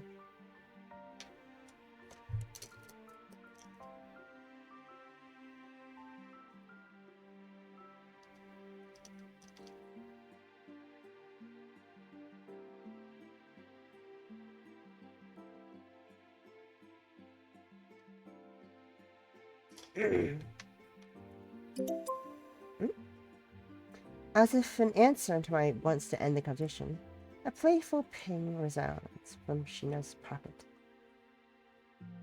Her hand dives into her pocket, retrieving her phone to examine a message. Her face lights up as she starts reading, the woman looking like a child given a new toy as she begins going through something or another with her full attention. I can't particularly mind. We all have our appointments and such.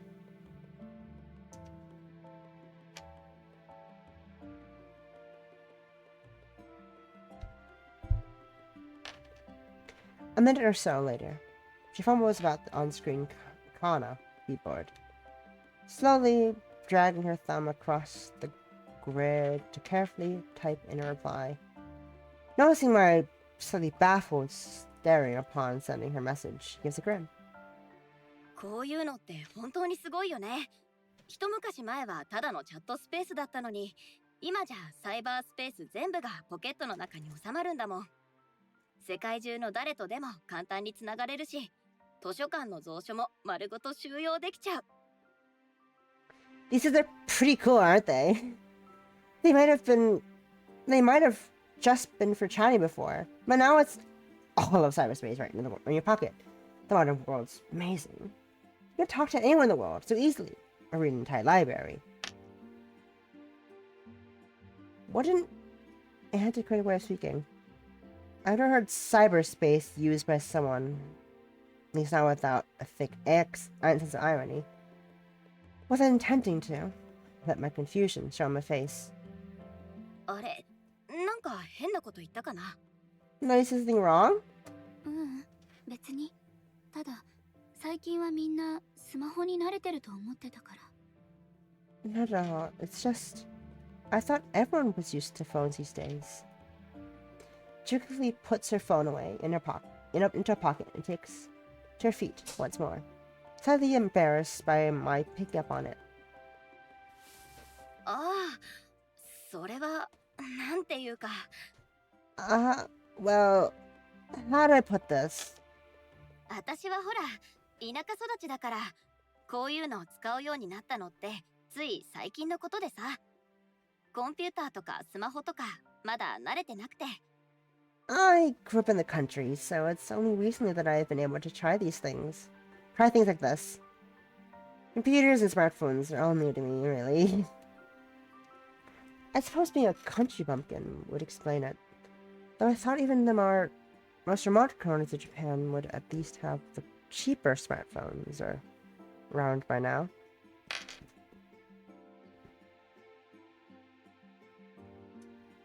It sounds like Shino finds phones so exciting. Maybe Yasuo will too.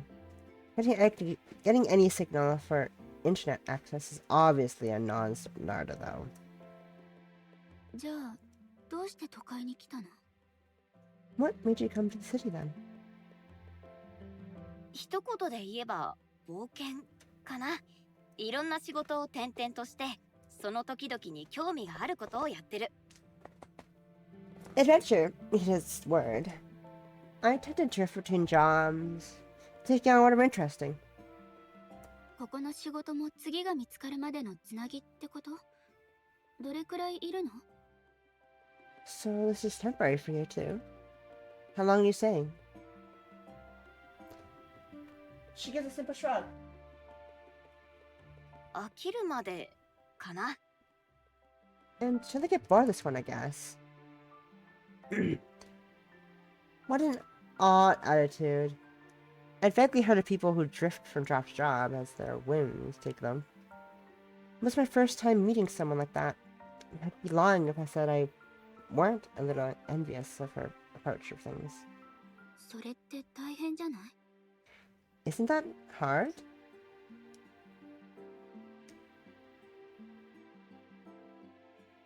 What are you buying things?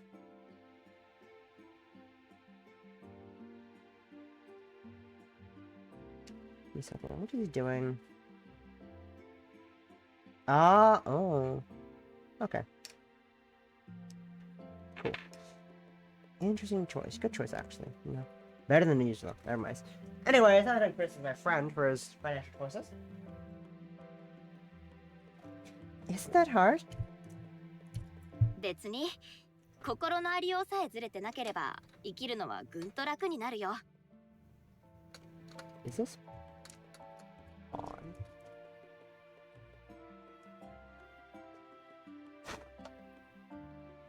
Is the phone on?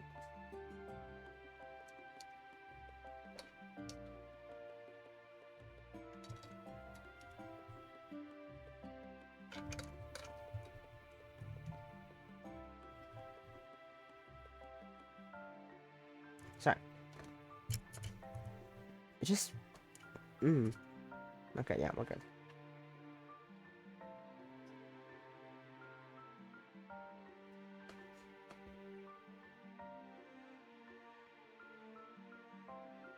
Nah, as long as you have the right attitude, life gets a lot easier. これだって思える生き方があればいいよね。私はいつもどんなちっぽけなことでも正しい形にできたらなって思ってる。軸さえぶれなきゃ目の前で起きてることもあんまり気にならなくなるんじゃないかな。You have to dedicate yourself to something along the way, I think. Even if it's something small, I always try to set things right in the world. If I can keep myself thinking that what's going on at any one time isn't a big deal. Her words are said with such innocent naivety. I'm thrown off by the strange woman before me. It's not that I disbelieve that a drive to accomplish something is good, but more that it's hard to believe someone when they so earnestly cling to it. Practically anything I've gotten myself into of late would be problematic to actually discuss with someone else, leaving me with nothing to continue the conversation. Thus, the distance between myself and others grows that little bit more. I struggle English words.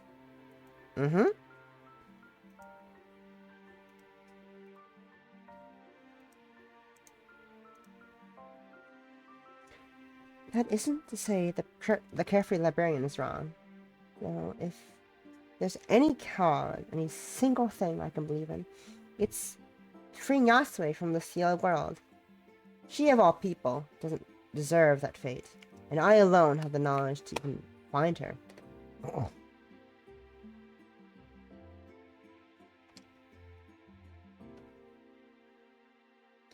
Prompted by the thought of Yasue, my mind soon begins wandering.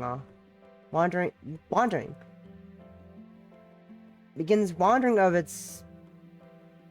mind soon begins wandering of its own accord. I need to read more sentences better.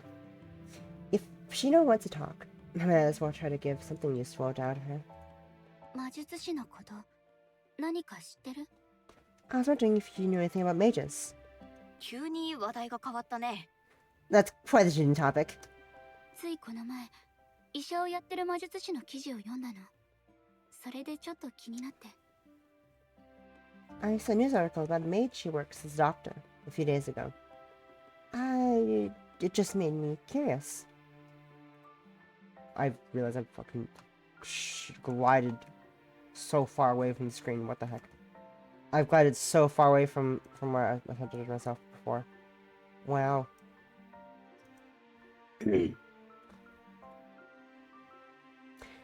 That's not entirely a lie. The odd news article or documentary about mages catches my eye these days. Now that I know one.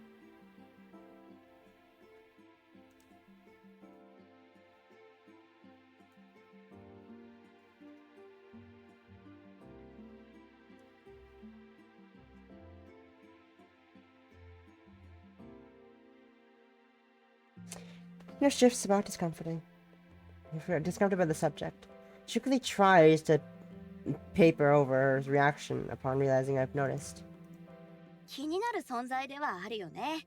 珍しいから実際に魔術を使っているところなんてなかなかお目にかかれないし。They're an interesting lot, aren't they? There's so few around that you rarely get to see magic actually being used. それもそうだけど、全く違う人生を歩んできた人がすぐそばにいるのに、誰もそれに気づかないって不思議だなって、そう思わない？ It's more that it's weird how people are so different could be right beside us. That their experiences are so different, but nobody could tell. Do you think so? 平均的な魔術師は普通の人とあまり変わらない。なのに魔術に不信感を持たれちゃうのは残念だよね。この町の魔術師は目立たないようにしてるみたいだけど。Your average magic? Your average mage isn't much different to a regular person, you know. It's sad how people are so distrustful of magic. I suppose they do keep their heads down though. それに力の強い魔術師となれば話は別じゃない？ヨーロッパだともっと堂々と暮らしてるみたいだし、古くから続く血統の魔術師は城を持ってることもある。自然の法則を破れるなら政府が手出しできる相手じゃないしね。Besides, powerful mages are something else, right? In Europe, they live way more openly and have ancient bloodlines who own whole palaces. What government would try to police you if you could break the laws of nature on a whim. だからこそみんな魔術師に対して慎重になるんだろうね。異質なものを恐れるのは人の常だもん。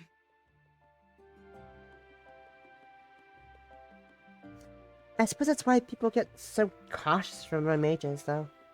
People fear what's different.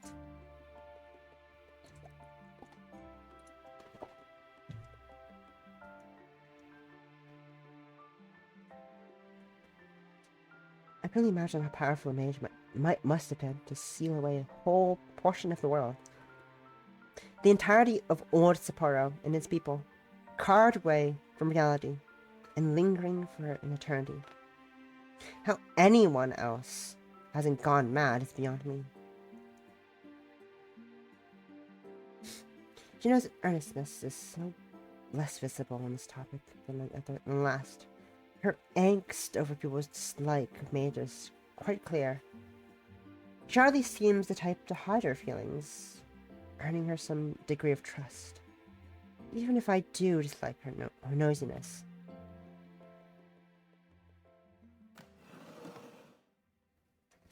Realizing the time is getting on as the sun begins to set further, I file away Shino as a potential source of information as I get up and slide the book into my bag. もう帰るの？ Heading home? 疲れすぎないうちに帰らなきゃ。今日も長居させてくれてありがとう。I should head back before I get too tired. Thank you again for letting me stay so long. いつでも大歓迎。広い図書館で一人きり、延々と本を片付け続けるだけなんて寂しいもん。My pleasure.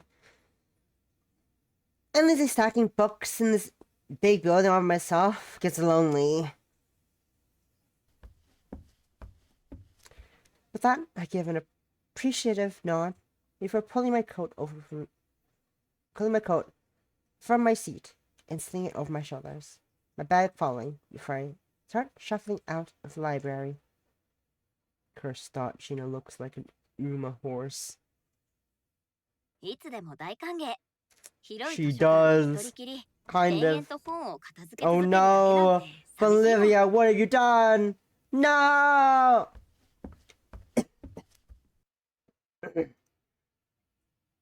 How could you? I'm just gonna go blow my nose.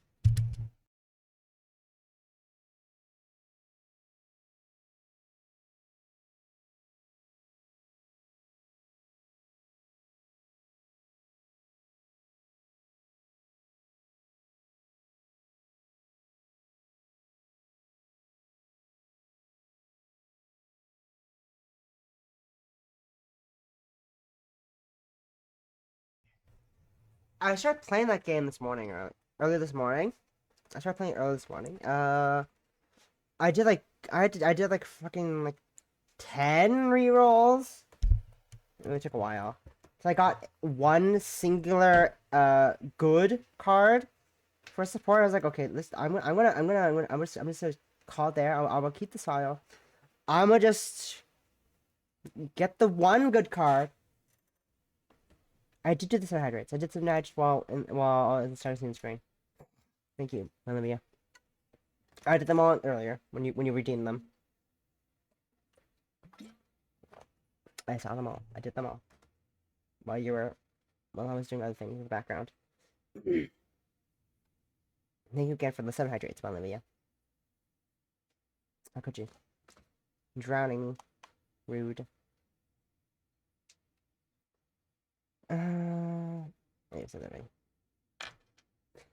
It wasn't a lie that I needed to head back before I got too tired. The reason was unsaid. It was unsaid. Tonight, I'll renew my efforts on studying my other reading material. I'm going to devote myself to some cause or another. And that cause will be something only I can do. My concerns are already beginning to feel fleeting as I focus myself on the task ahead. From now, my purpose in life will be freeing Yasue from her gilded cage.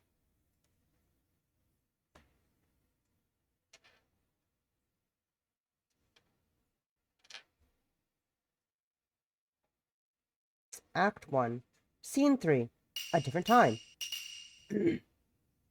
Sword and spear ring out as they clash, voices bellowing, and men falling as their vibrant cloth swirls about in violence. No less vivid are the heartfelt expressions from the deepest fury and the most devastating anguish. From my seat in the audience, I watch on in silence, with rapt fascination. Singura, the treasury of royal retainers, a tale of 47 Ronin and their quest to avenge their master, caught between loyalty to their late lord and duty to the shogunate.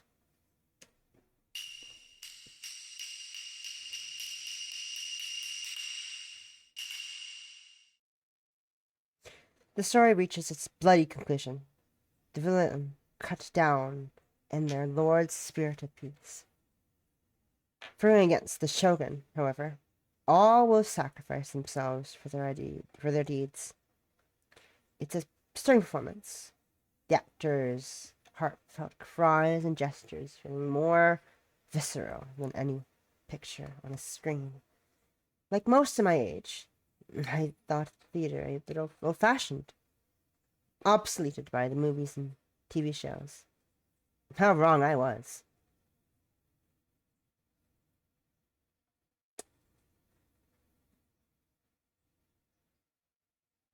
Sure.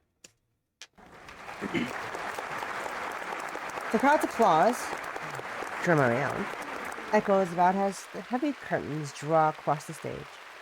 Another fine work coming to an end. The play is apparently frequently performed here, being very popular in its time and the favorite of Yasue.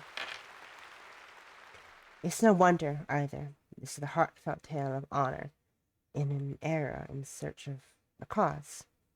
In the tumultuous upheaval of a feudal society becoming a modern imperial power, it's inevitable that many would remember a simpler, somewhat fictional past.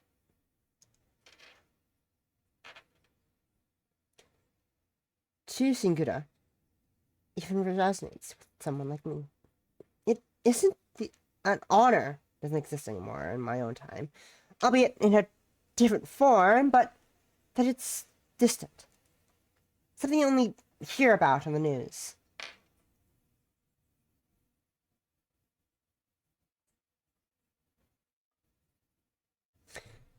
The curtains soon withdraw once more, slowly revealing the performers and the director. Yasue stands at the center of the stage, bowing with so many men flanking her. Some are sturdy, while others are slender. Some elegant, and others brutish. All natures and appearances are represented, each having given their all in the grand play. Yet, not one of the actors was human. Another round of applause ensues in the crowd, who are no less delighted by the illusion than the performance itself. Of course, I'm among them, no matter how many times I see it. Yasuo's magic still amazes me.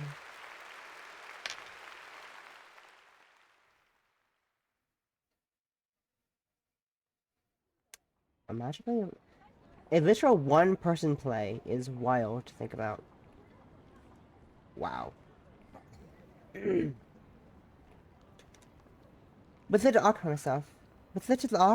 occupy myself with following the play, and little desire to intrude in the lives of others, I quietly wait for Yasue outside the large venue, a task made easier by the cool night air.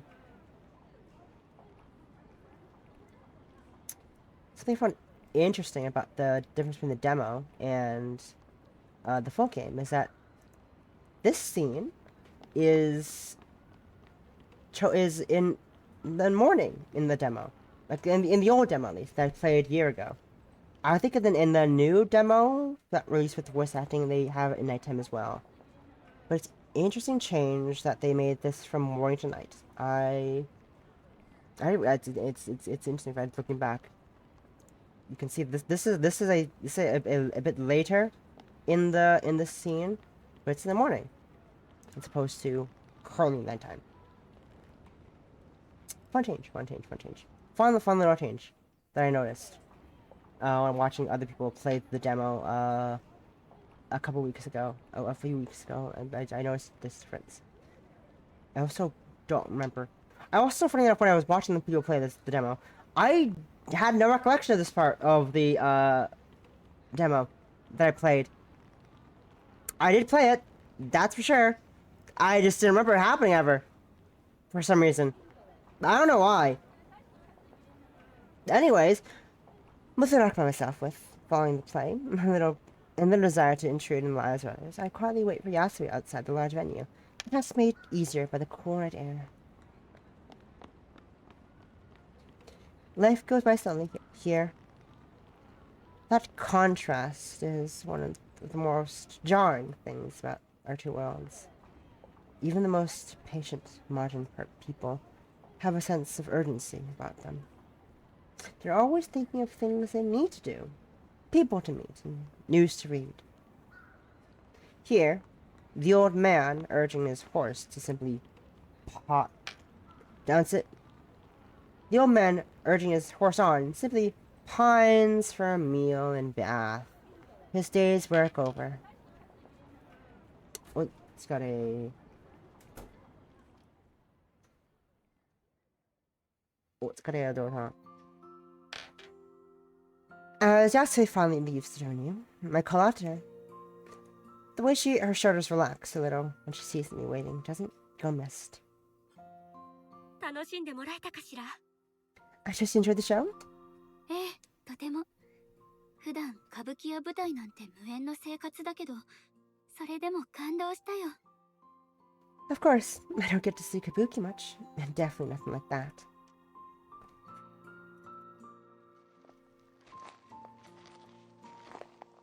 Yasui gives an indulgent smile at the praise. The two of us stay, shouting out our way down the street. I try to believe that the road we walk is the very same one I've so often visited downtown. The streets lay out uncannily familiar. Even as we walk, the odd passerby gives an appreciative bow or word of thanks to Yasui. Her only response each time is a humble, almost shy bow. Yasui must be one of those grand mages she mentioned. Yet she herself never mentioned how powerful she was.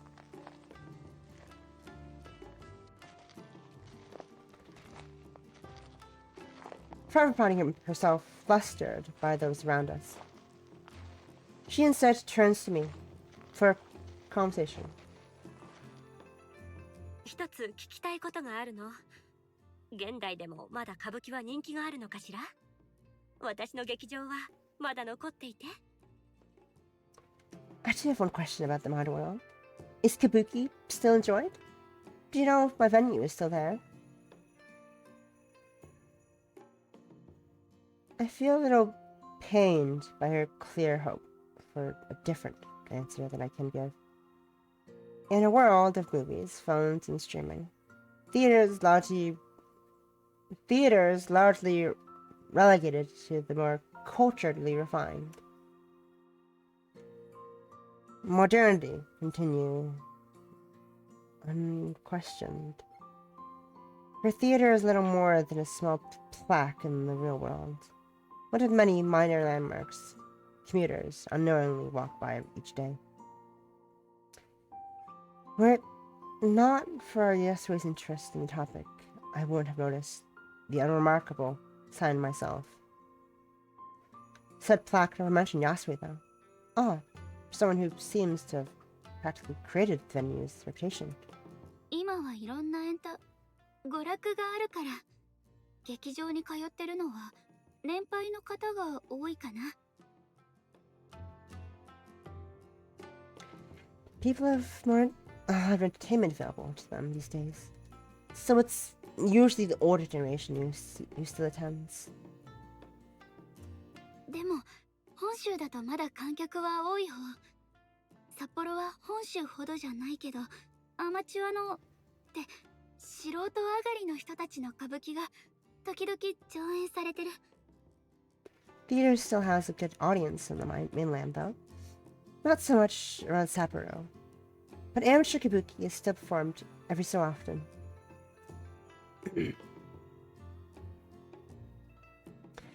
I try to put as positive a spin on it as I can, but the slight clouding in her expression is enough to see I fail. It's difficult to communicate just how much she's missed over hundreds of years. Much of it harrowing and depressing. Try to move the topic to more palatable ground. I speak first. ねえ、いろんな魔術を使えるのに、どうして歌舞伎に使おうと思ったの？ With all your magic, what should she use it for kabuki? 魔術師というのはね、時々妙なことをしたがるものなの。私たちの本質は普通の社会ではあまり受け入れられないものだから、関わりを持たずに生きているうちに変容していく。でも皆が私の術に目を輝かせているのを見て、歌舞伎をなりわいにしようと心に決めたの。Mages are often a little eccentric. Our nature tends towards that which normal society doesn't understand. That isolation changes us. When I saw how delighted people were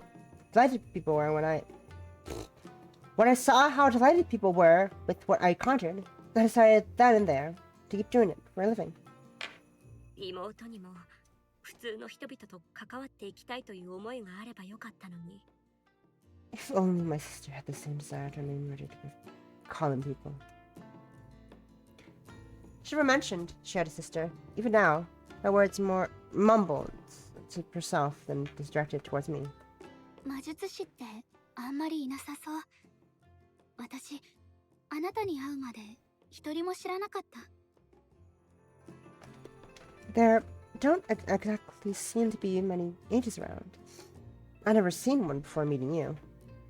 札幌のことしかわからないけれど、そうね。区内に数十人いるかどうかというところかしら。ほとんどは力を隠して過ごしているか、人里離れた場所でひっそりと暮らしているから、正確な数はわからないの。I really speak for Sapporo. I guess there are only about a few dozen, maybe, within the city. It's difficult to know for sure because many hide their powers or live away from common people as hermits. 自分の力に気づいていない人がいる可能性は？ Maybe they don't know their power? Yasui gives a reflexive snort at the idea. The crude amusement at odds with her otherwise calm, collected nature. She soon answers my confused reaction. それは考えられないわ。視力に気づいていないも同然だもの。魔術師が自分の魔術の感覚に気づかないなんてありえないことよ。Now it's impossible to anyone can see. No mage could simply forget their sense of magic.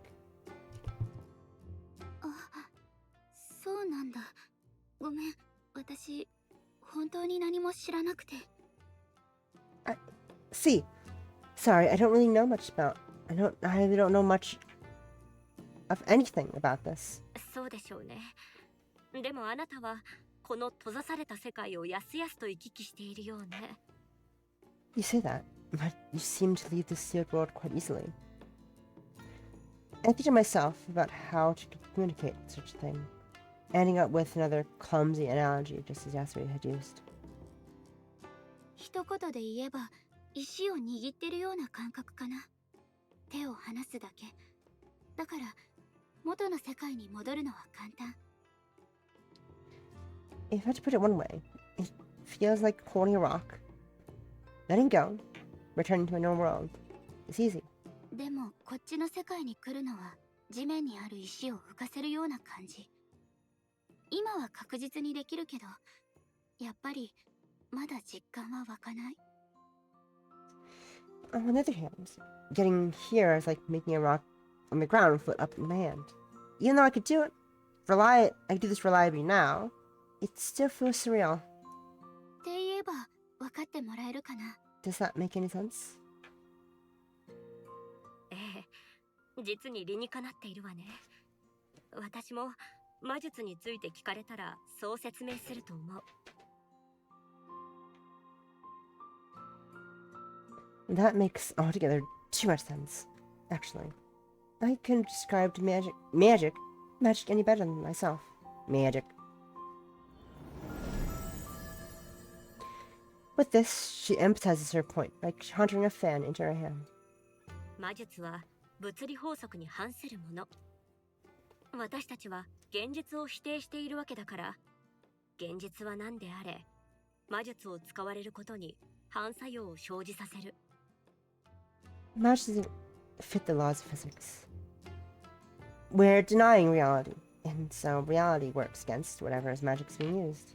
だから魔術の効果を維持させるには力を込め続けなくてはならないの。ほのかの言葉を借りれば、石を浮かべておくにはしっかり握っておくというところでしょうね。Therefore, maintaining anything magic takes active effort.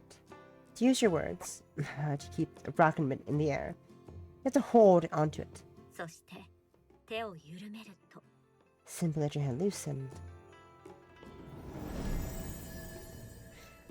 With this, her fan dematerializes in a moment. 石が地面に落ちる It と drops い to う the こ ground.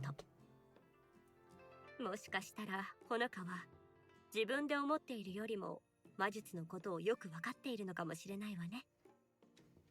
Perhaps you're not as ignorant to our ways as you think. そんなまだまだ知らなきゃいけないことだらけだよ。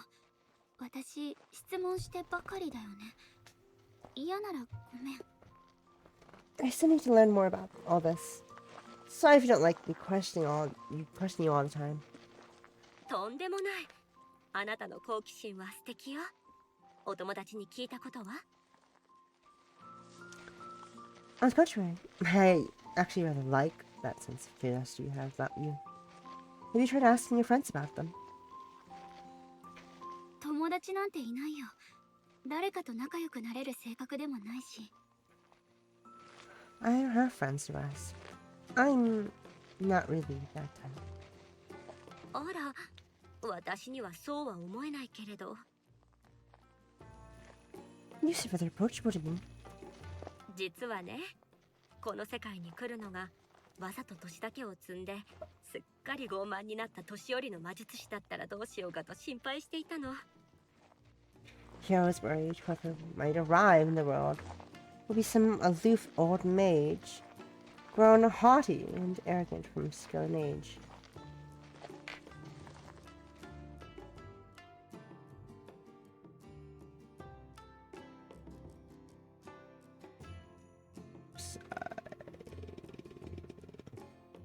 実はね、この世界に来るのがわざと年だけを She 積 has ん an で earnest smile すっかり and 傲 show 慢 her になった sincerity. 年寄りの魔術師だったらどうしようかと心配していたの。 Maybe it's only our being forced together by these strange circumstances. But having the company of Yasue is something I'm grateful for. For all she accepts my questions of her, Yasue never pries in my own affairs. Besides, everyone would seem approachable to her. So many walk up to Yasue in the street. Powerful mage, thinking nothing of speaking to them as equals. It would be so easy to become aloof and arrogant without that kind of power. Whoops.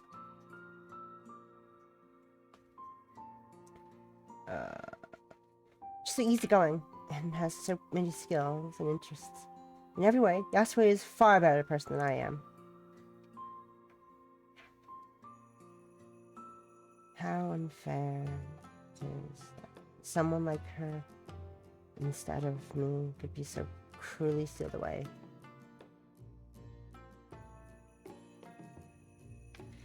As they turn a corner, Yasue's soft voice speaks again.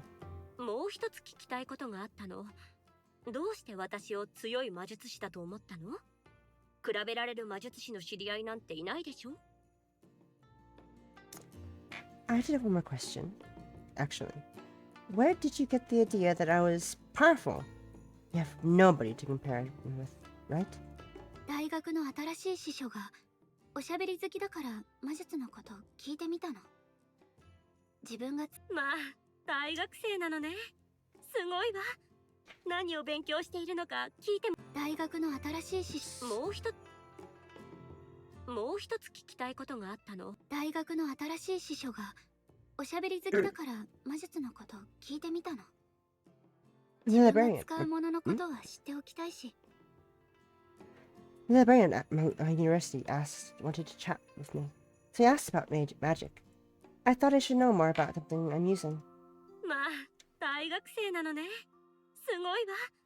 何を勉強しているのか聞いてもいいかしら。 Oh, you're in university? It's wonderful. May he ask what you're studying? I'm a little taken aback by Yasue's excitement. Before remembering the context, university must have been rare to get into at your time, let alone for a woman. 人文学よ。主に文学ね。Humanities. Literature, mainly. あら、この世界が役に立ちそうだこと。Well, now, how useful that you found yourself in the past. 西洋文学なの。Western literature.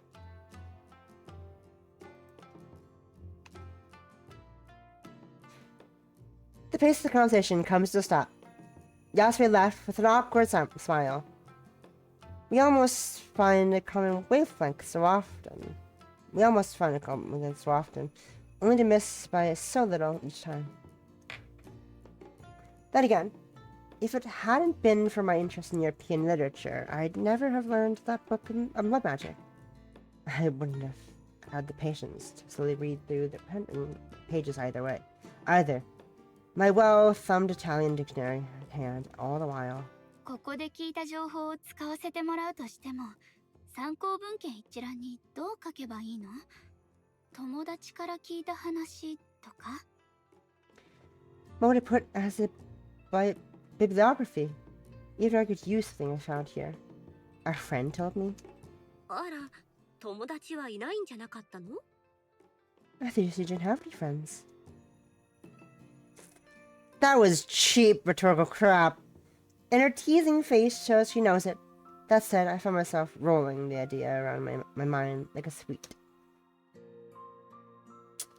The thought suddenly comes to my mind that I brought something along. Thanks to chatting with Shino days earlier. My hand digs into my pocket to retrieve my phone. But before I can show it to her, a tear red packet slips out and falls to the ground first.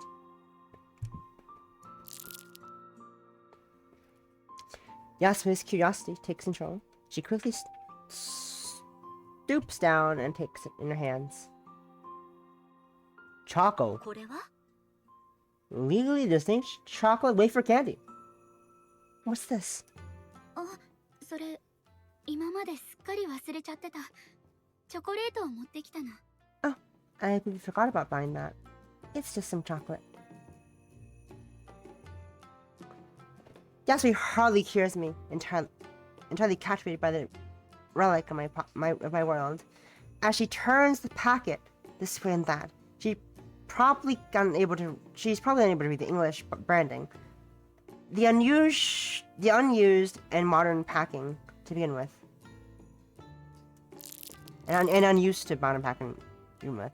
It's a little charming, actually. She's hardly shy about her bewilderment, instead happily playing with the foil edges and trying to make sense of the slogans and marketing. チョコレート。聞いたことがあるわ。確か東京で売られている薬だったかしら。それがとうとう北海道にも来たの？ Chocolate. I've heard about this. It's a medicine that's sold in Tokyo.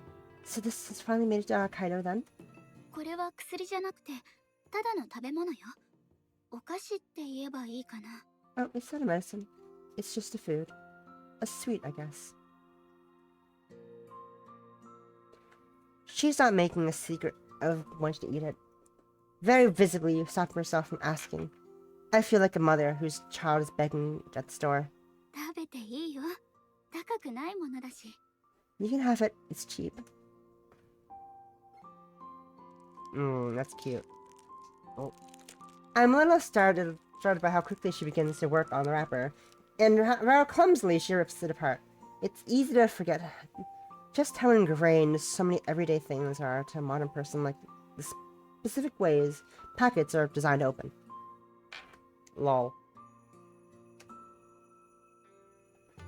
No sooner does she take a mouthful of the chocolate inside, her face lights up in delight. とっても甘いのね。 It's so sweet! She continues munching away, raising her free hand to poorly hide her chewing mouth. 現代には本当に素敵なものがたくさんあるのね。 The modern world has so many wonderful things. So Yasue has a sweet tooth. I wonder when sugary treats reach Hokkaido. She might have only ever had bean and rice-based confectionery. Sugar would be terribly sweet compared to anything she's had before. As she savors the last few morsels of the pack, I reach in and take the phone from my pocket once more, usually having left it charging when I came here in the past. Yasue gulps down the last of her chocolate as I bring it up between us, between her puzzled face reflecting off a shiny black screen. Just back a little in surprise as the screen lights up, eager to see what she makes of it. I unlock the phone and hand it over to her. これは What's this? 電話よ。 A phone? 電話？ Phone, you say? 触っていいよ。この画面に触れたらいろんなことができるから。 Here, you can tap on the screen to do things.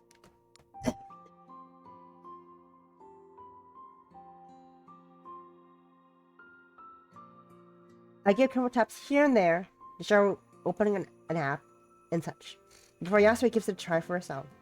I don't think she quite understands it at all, but her face lights up as she slowly gets the hang of it. As Yasue feels about, she manages to discover moving things by dragging left and right, and opening controls by tapping completely by herself. I'm surprised she worked it out so quickly. But I suppose she's just human. She's just human.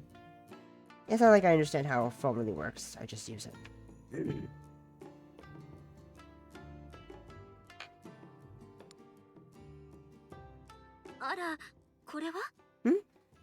What's this?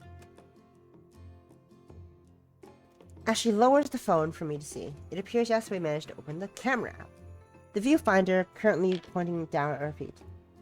最近の携帯電話はね、カメラとしても使えるの。ほら、このボタンを押せば写真を撮れるよ。 Mobile phones are also cameras these days. You take photos by pressing this button. The idea seems to have stumped an already perplexed Yasue.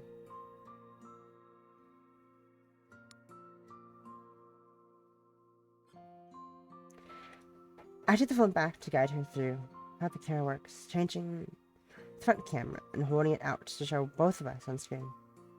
It's admittedly a little clumsy. I've never been one for the selfies, and keep trying to move the phone the wrong way to keep us in the shot.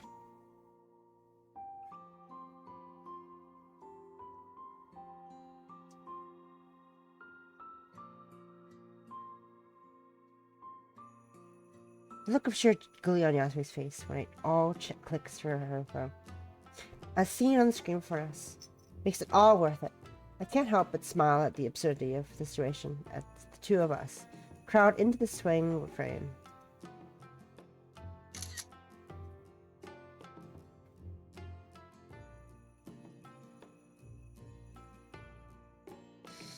With some difficulty, I managed to somewhat maneuver a finger around the shutter button, finally taking the shot with a loud click. Bring the phone between us. Show Yasui the saved photo. Her face leaning in close, taking every detail. 信じられないわ。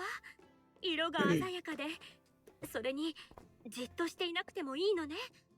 ねえ、どうしてこんなに早く現像できるの？ Incredible! Everything's so colorful and you even have to stand still. How did it develop so fast? それは説明するのがちょっと難しいかも。でも携帯電話で撮った写真は現像しなくていいの。フィルムに映してるわけじゃないから。It's probably a bit complicated to explain, but photos like this don't need to be developed.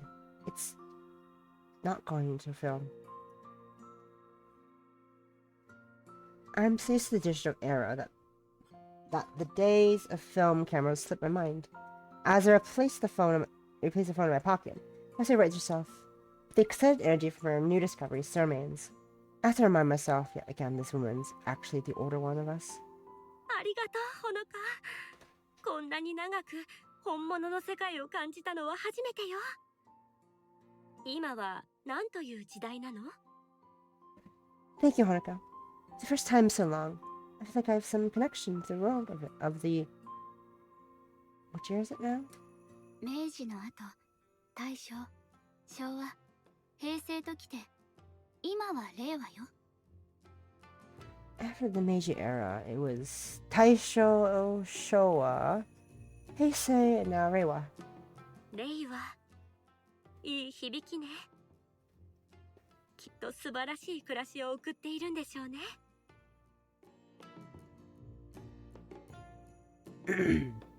Reiwa? How lovely a name. Those in my era must live an amazing life. それに食べ物も。さっきのチョコレート、すごく美味しかったもの。And the food as well. It's so nice. How my tongue. It's all so ordinary to me that I hardly notice such things to say today. Things day to day. She asked me though, and this might as well have been another world entirely.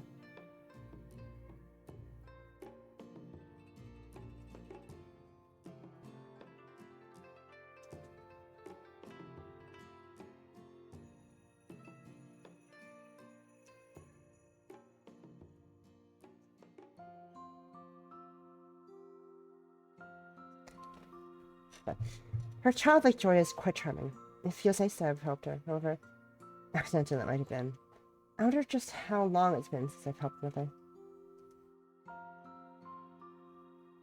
I'm so wrapped up in my own feelings that it takes a moment to realize Yasuo's attention has shifted back to me. ほのかは笑っている方がいいわ。 A smile suits you.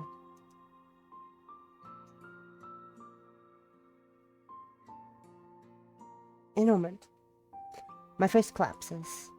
It's not that I hate her well-meaning compliment, but somehow it doesn't feel right to smile. Not after everything that happened.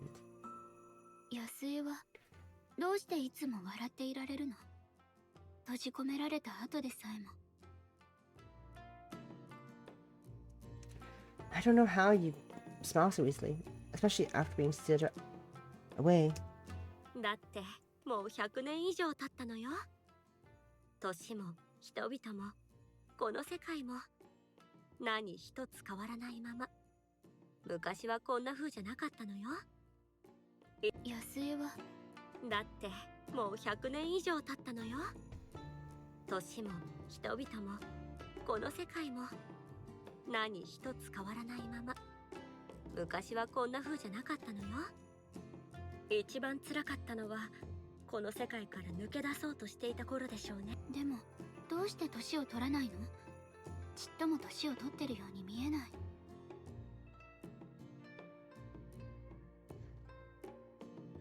How have you lived for so long? You don't look old at all. あら、ありがとう。 Why, thank you. 魔術師の中でも特に力の強い者は自分の魔術で老化を遅らせることができるの。普通の人の3倍、いえ、それ以上に長生きする人もいるわ。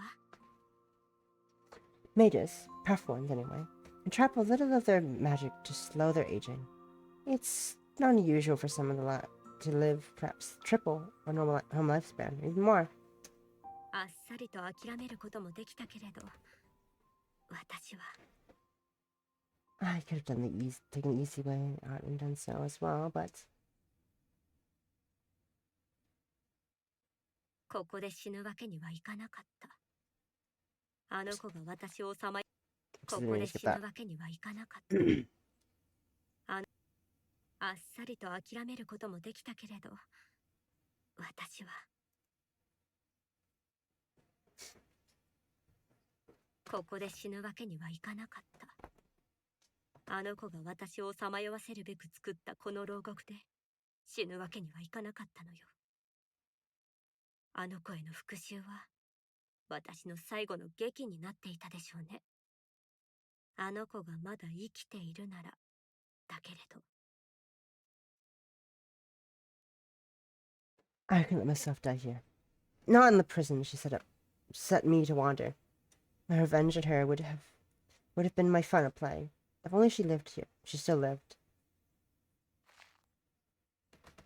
For the first time I catch a glimpse of something darker in her. Without thinking, I took a step back, her chest tightening at the change from her otherwise gentle nature.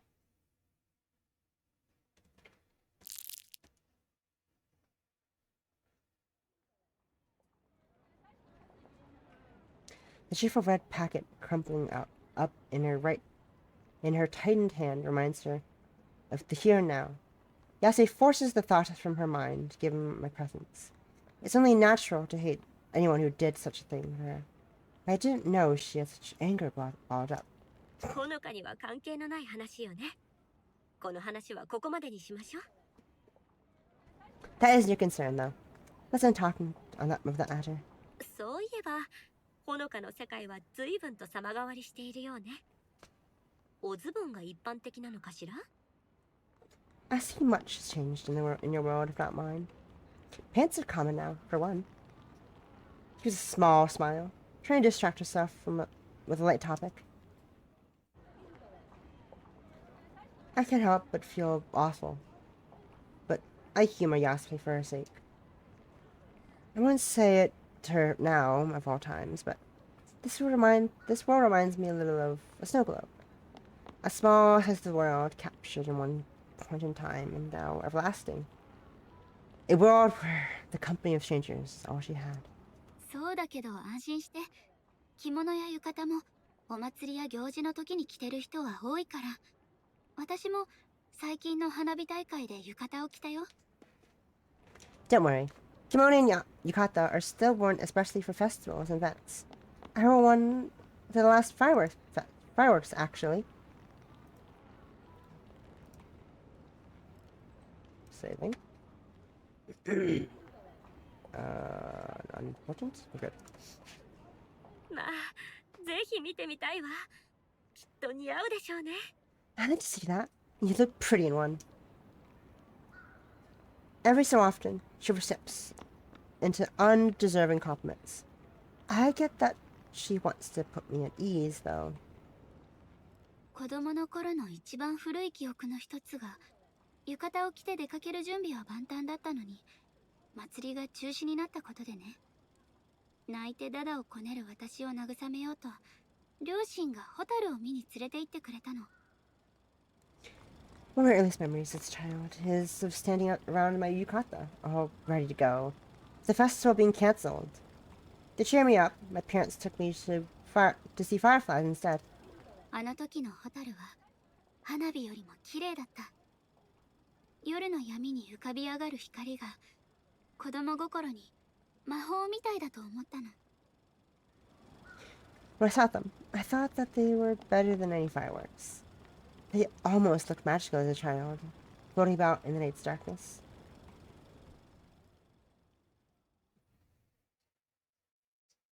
敵な思い出だこと。ホタルなんてもうずっと見ていないわ。 That's sweet. It's been a long time since I saw those. 私も環境汚染が進んで自然が減ってきてるから、ホタルが見られる場所を見つけるのって難しいの。 It's been a long time for me as well. Fireflies are hard to find anymore, with increasing pollution and less wilderness. I feel an altogether too familiar pang of regret of mentioning my family. My body getting cold at the idea of having to think about this any further. This is the one place I'm free from the feeling. Why did I have to bring them up? Please don't ask anything further about them, Yasui. Please.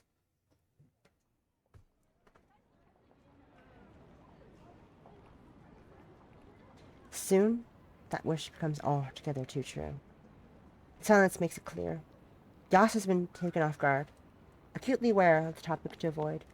As I feel pain from clutching my right arm, I decided to use the one excuse to leave that I told myself I wouldn't. そろそろ戻らなきゃ。疲れちゃった。 I should be going. I'm feeling tired. そう、ゆっくり休んでね。 That's fine, Honoka. Take care of yourself. 何より私を友達と言ってくれて嬉しいわ。誰にだって友達は必要だもの。自分ではそう思えなくてもね。だからこそ私は劇場を続けてきたのよ。 Wordsworth, I'm glad you count me as a friend. Everyone needs some, even if you might not believe it. That was why I took up theater after all. ありがとう、ヤスエ。また来るから。 Thanks, Yasui. I'll see you later.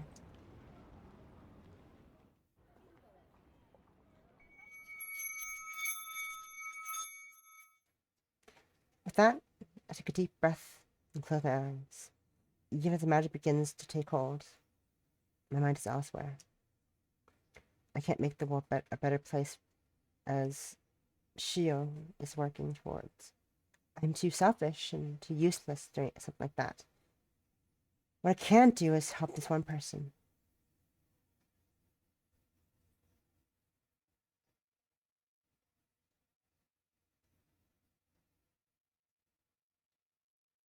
Act 1 is Scene 4.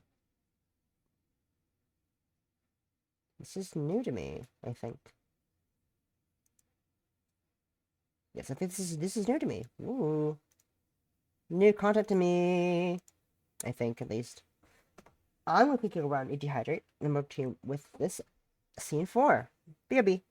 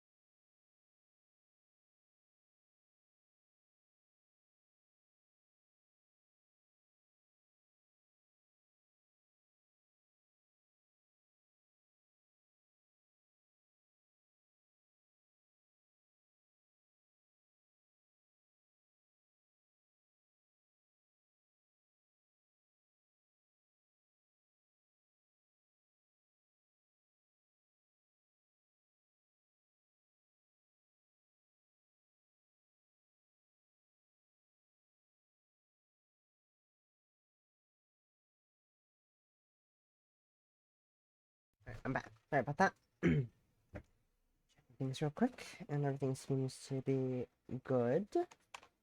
Nothing's on fire. Always good to see nothing's on fire. That's always important to see.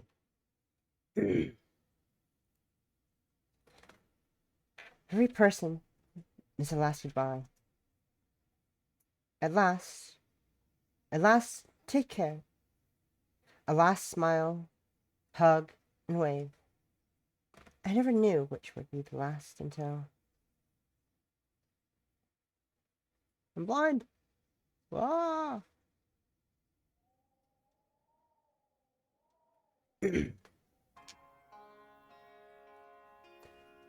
Trees ringing the cemetery lie bare. Winter's chill, having seen the leaves. But the grass field, covered by frost, all to be seen are so many pillars of granite rising from the white snow.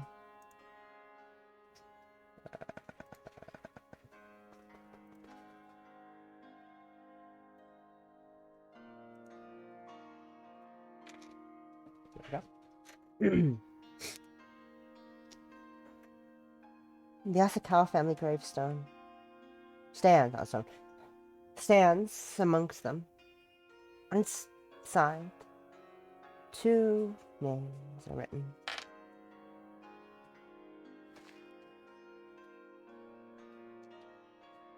The business of attending to the grave is strangely welcome routine. Finding something for my overactive mind to focus on has always been helpful. The emptied bucket from the temple now sits beside me. The condensation from my breath hanging in the air. The weeding and cleaning of the stone now done. I stand alone, with nothing but my thoughts. I can't say I'm particularly good company. I suppose one shouldn't like cemeteries, but I found myself thankful for the time spent here. Every moment is thick with formality. From maintenance to prayer, to the priests themselves, everyone dutifully follows their scripts. Perfect for someone like me.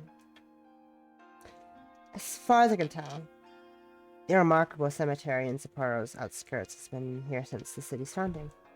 The graves about me are old and new, ostentatious and simple. None of that matters to their owners, but owners now will lie just the same. Even here, I'm all alone, with the husky words of another drifting on the cold air. A few yards away, a middle-aged man sits cross-legged before his friend's grave. His old bomber jacket dirty by the ground. His cheerful, with an animated conversation is helped along by the sake before him. Sake before him. Sake is for the first time. Still wrapped in the convenience store bag it came in. In the times I've come here, various characters have come and gone as they visited loved ones. He seemed to be one of the more regular ones.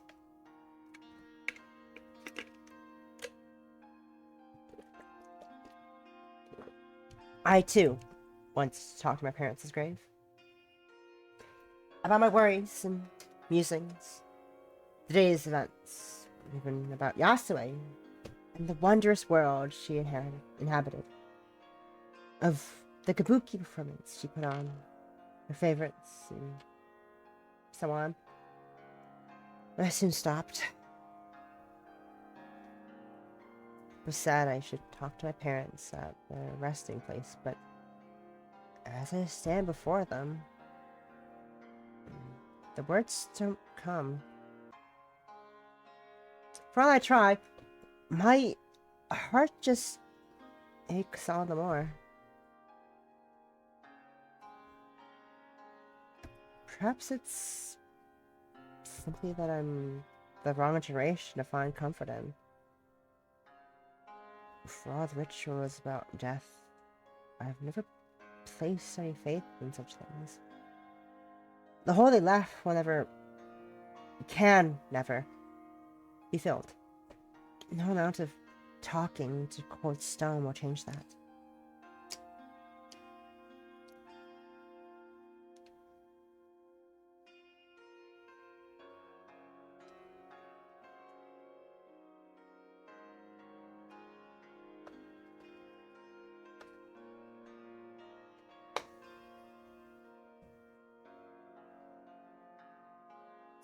As I look up from the grave before me, his voice fades into the background.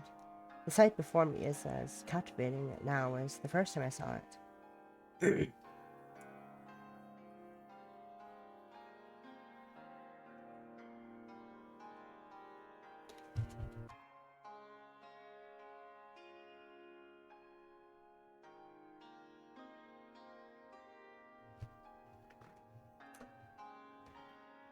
At one of the graves, far ahead, a lone woman stands solemnly before another pillar of stone. Her familiar kimono pierces through the white snow, making for a striking, beautiful sight.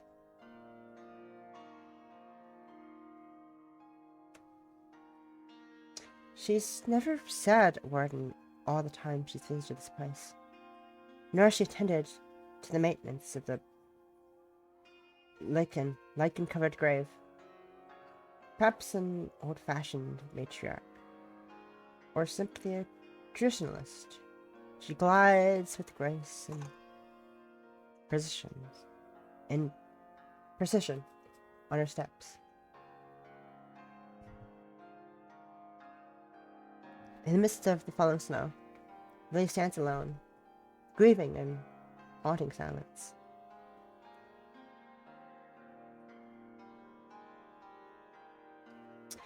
Noticing her turning back, I quickly cast my gaze downwards.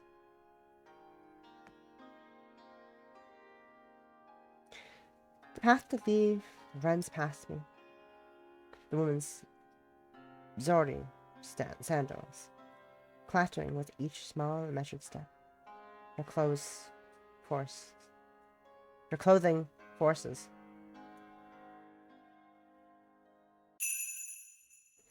As she passes, I feel something strange.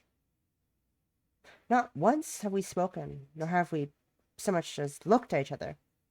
Yet some unspoken connection exists between her, despite her aloof and excessively formal nature.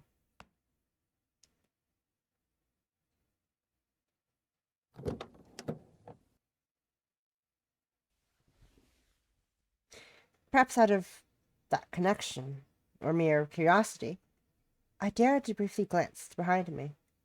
The woman steps into the dark sedan parked past the cemetery's gate area.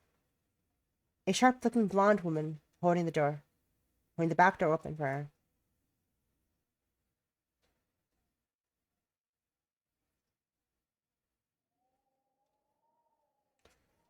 The moment we pass, the old man's meaningless chattering drifts into the air once more. Interesting. Interesting. Hello there, Dandelion Set. Hello, Melanie Alon on the board. Hi, Marina. Wow. Wow. Alon versus an Alon game. More likely than you think. Fucking jump scared by Dandelion Set up there. Hilarity. I probably might want to visit Yasue. To see a friendly face to give meaningless chatter to my body is too weak to handle another ritual today. For want of something to do, I end up downtown to run errands. I'm not gonna go back to the empty home. Not today. One cheery theme turns another every several feet as I walk by. So many restaurants and stores. The visual cacophony is no better. The signs and advertisements blending into each other, no matter which way I look.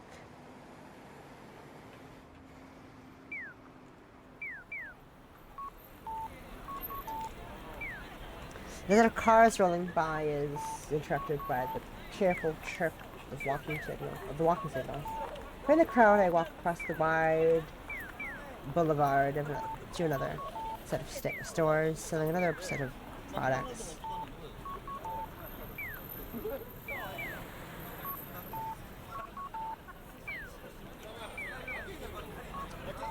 There's an uncanny nature to it all.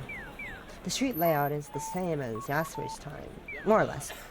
But the wooden frontages now gleam with glass, dirt streets now lie paved, and the white snow is lit with the lights of bustling business. Unfortunately, a couple of weeks studying blood magic hasn't yielded an ounce of progress towards helping Yasue. What experiments Isabella attempted more often failed than not, and her dialogues, the nature of magic, are left practical use. Or little practical use.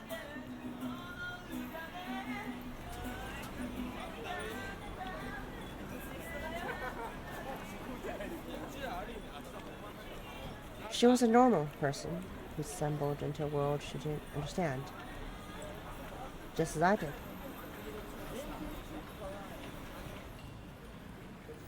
Death is the fastest thing from the minds of anyone here.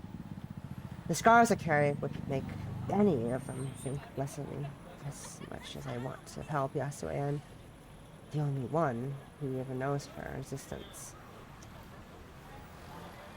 Once I found Once I found solace in my loneliness and the company of others. Now I find myself alone, leaving the crowd.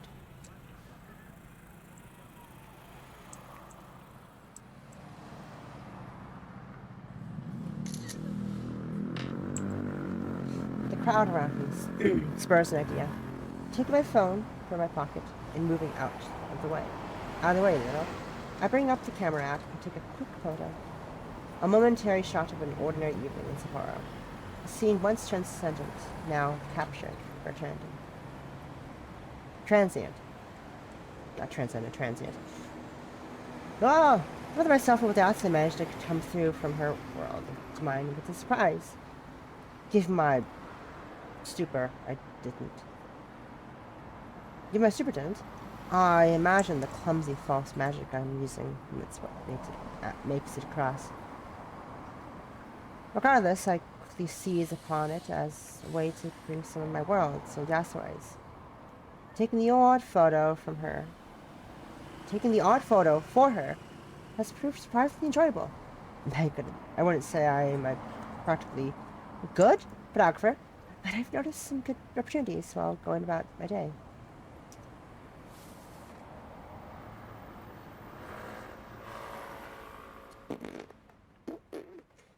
Besides resume my walk towards the station, I catch eyes with a familiar figure. Her red jacket proving hard to miss. She looks as relaxed as ever while casually leaning against the sidewalk railing. A colorful bag from the nearby game center slips over her shoulder. Her wrist. Shino gives an affable smile as she notices me, raising her other hand in greeting. Konbanwa. Hey! こんばんは. Good evening. I give a small bow as I walk up, resigning myself to the conversation. The last thing I wanted to do was put on airs of normality with now of all times. Surprisingly, it seems Shino is the same mood. She has almost as much trouble keeping eye contact as I do. Looking down the street as much as towards me. At least I have the good reason to keep myself. Shino! Oi, Shino ってば! Shino! Hey, Shino! Oh, I seem to have interrupted something. Mikke! Oi, Shino! And Shino! Well, the woman practically bounces up at the street towards us, comes to an abrupt halt, face frozen as she catches sight of me, looks behind her, as if there were someone else there, before awkwardly looking back. To say the atmosphere is strange would be an understatement. The random person passing by us all the while only highlights the passing seconds.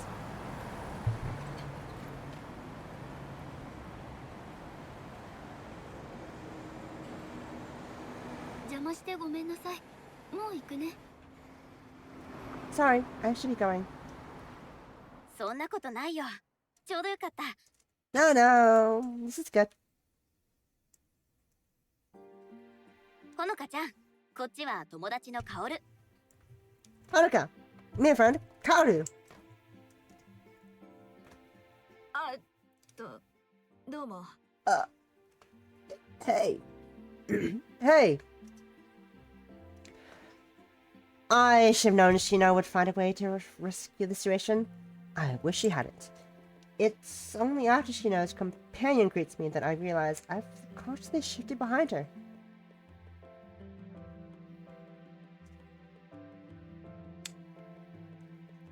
From her shabby clothing to many piercings, she couldn't be a better image of the youthful delinquent. She couldn't be a better image of the youthless delinquent. It's a look that is in, as far as I can tell, but she wears it so naturally that it's clearly simply her, not some fashion choice. Her drawl and bad posture don't help. 浅川ほのかです。よろしく。 Nice to meet you. I'm Honoko Asakawa. I retreat to formality once more, reciting my script in what's turned into Shino's play. 私が勤めてる大学の学生なんだ。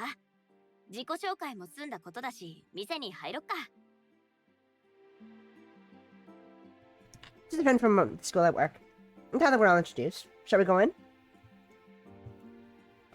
Kao and I are left looking at each other. The plastic bag in Shino's wrist flapping this way and that, as she gestures.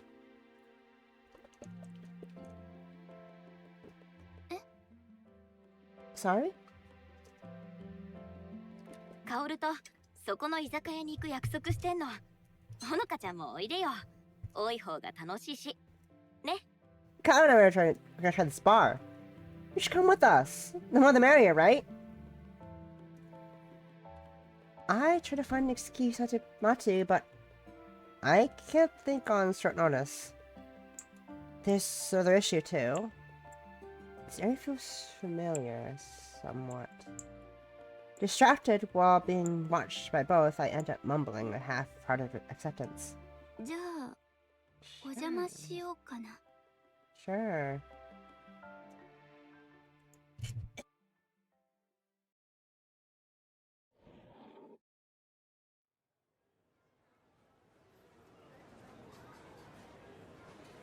I think this is the izakaya location from before. I see now why I felt an oddly familiarity from outside. This bar is the same one Yasue took me. It's amazing how long some of the local businesses have stayed open. It's amazing how long some of the local businesses have stayed operating. Jesus Christ, can I even read English words? Can I English at all? Jesus Christmas, bad. Wow.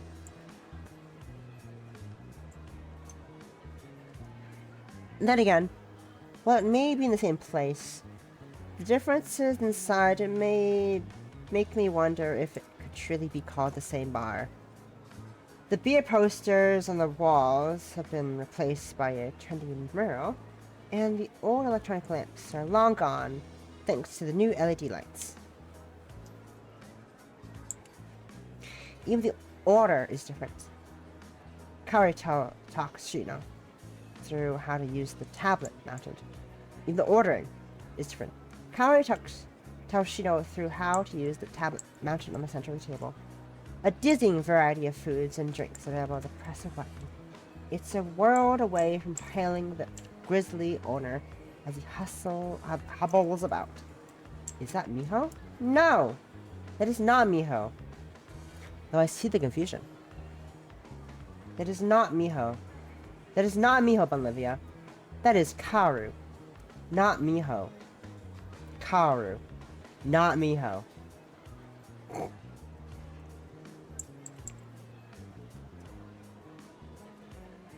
This all feels so slick and modern. Even down to the smell of aged wood and tobacco being replaced by cleaning products and modern perfumes. The tone they're clearly going for is a little punk, but in that repacked commercial way. The irony isn't lost on me. Looking about the patrons around us wear hip and modern clothes. Kaoru seems to fit the vibe, far better than I do, blending perfectly into the Saturday evening's crowd. ほのかだっけまとめて注文するよ。何にする Honoka, right? Might as well throw your order in as well. What'll it be? Her familiarity to call me my first name right away feels strange. I try to summon some hunger as I clench the coat in my lap. Nudging the left sleeve of my sweater down to make sure my bandages are well covered. The reminder of what I have to hide from everyone else doesn't help like tight. ビールで地ビールをお願いします。 Just a beer, a local one. フードはまあ好きなの頼みなよ。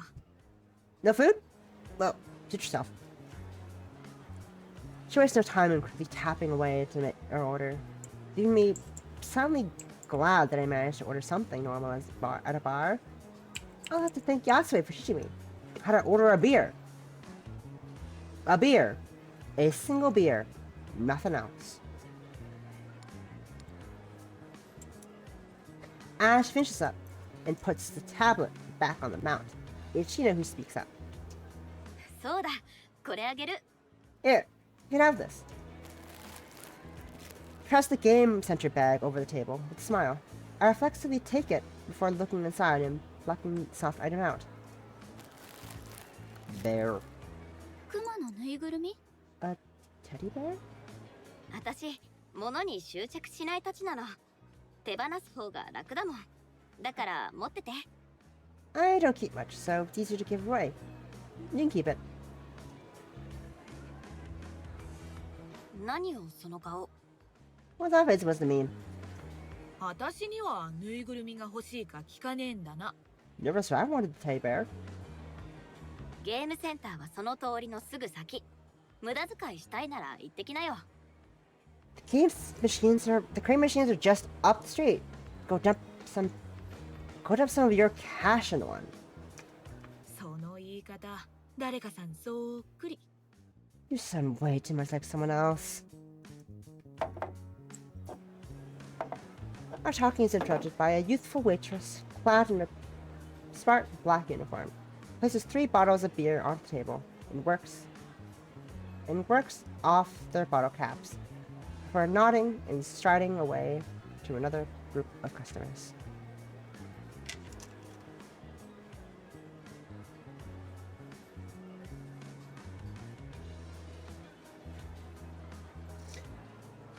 The others waste no time starting on their drinks, and I follow their lead. Getting used to the taste of beer will take a while longer, it seems.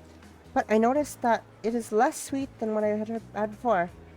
The way even the same brand of beer is made, much has changed. Kaoru and Shino seem to have a good handle on one another. Even though Shino invited me in to be nice, I distinctly feel like I'm butting into their evening. I pull out my phone as suddenly as I can, checking if it's late enough to use that as an excuse to leave. Just past 9. Could probably get away with it.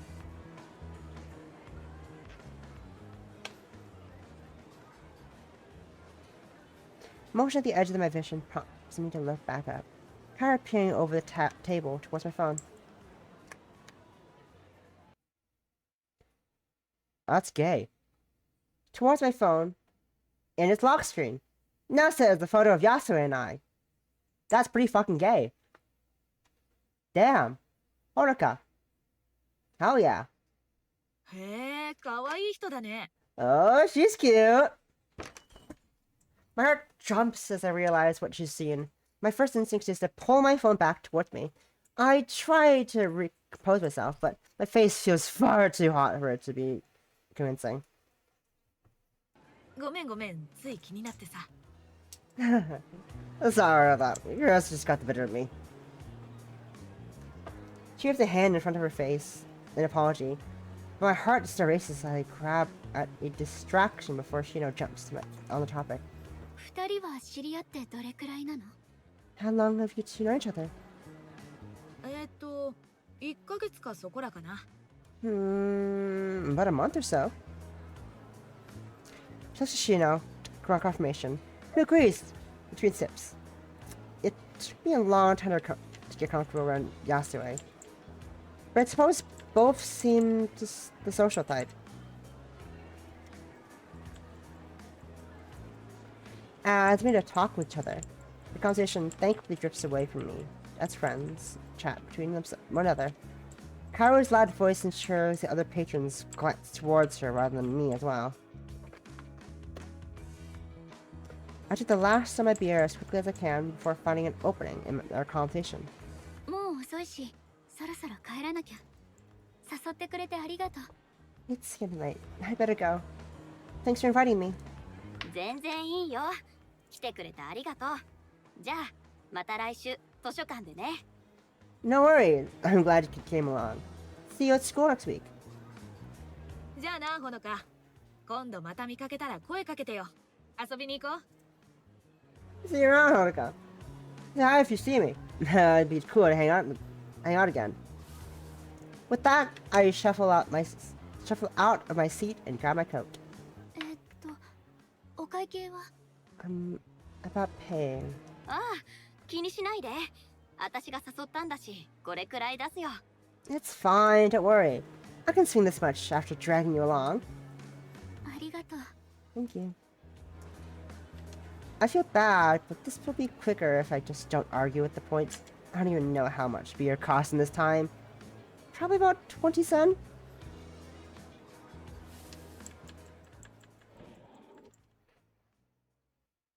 The last goodbye, I give a wave and head out.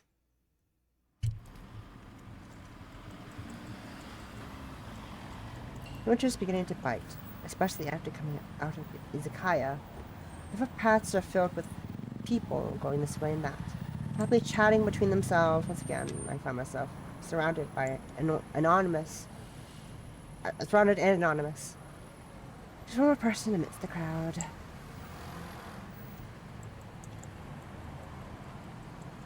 I'm stimming. Okay, with my happy feedback tool. Clutching my coat against the cold air, I've been walking to the train station. The long train journey back to the empty house, now beckoning. The last hours with you. I should meet with my friends. It's her. I'm with Witcher. Okay. And this one is... This is important. So it should be out. Ooh, cute.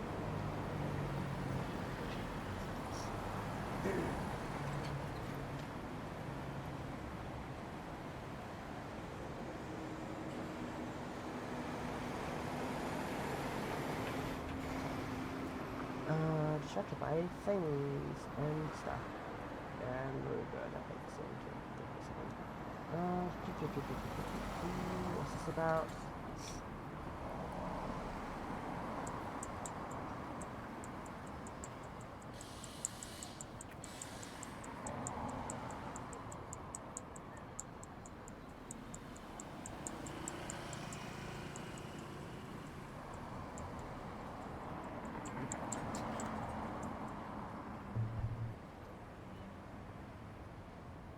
Clutching my coat against the cold air, I begin walking to the train station. The long train journey back to that empty house now beckoning.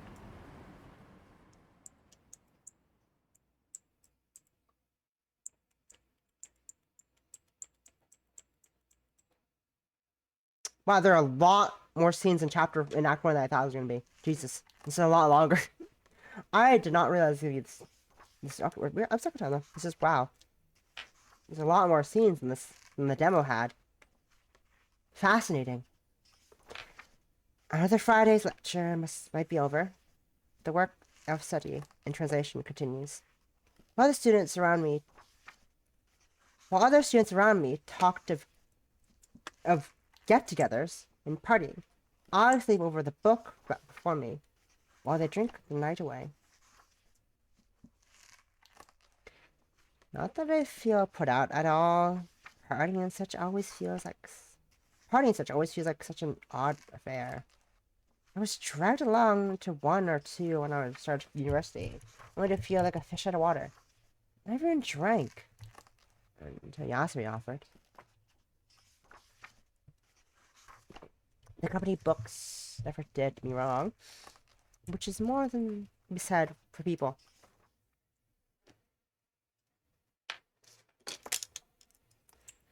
Another sentence is entered into the laptop on my left.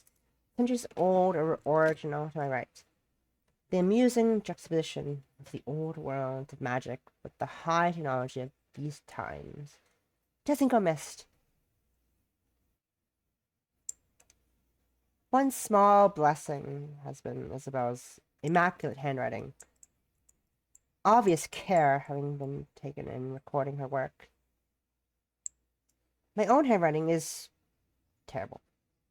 With years of typing making me unused to penmanship, I suppose most others are the same these days. Don't call me out, game. Unfortunately, my efforts tonight are unlikely to be any use at all. The file contains today's translation notes, such as soon prove to be focused on rather esoteric observations about blood magic. Rather than being outright required, the magic circle and glyphs have been used or more to guide how one thinks. Practically speaking, they're like training wheels. Blood could perhaps be directly manipulated without any such guides with enough practice. Just some more useless knowledge. I don't need far more practice to manage without them in any case. All I can do is sigh in frustration. Today's work, amounting to the waste of time. Yet I can't afford to stop trying. Then when I do, everything will catch up to me.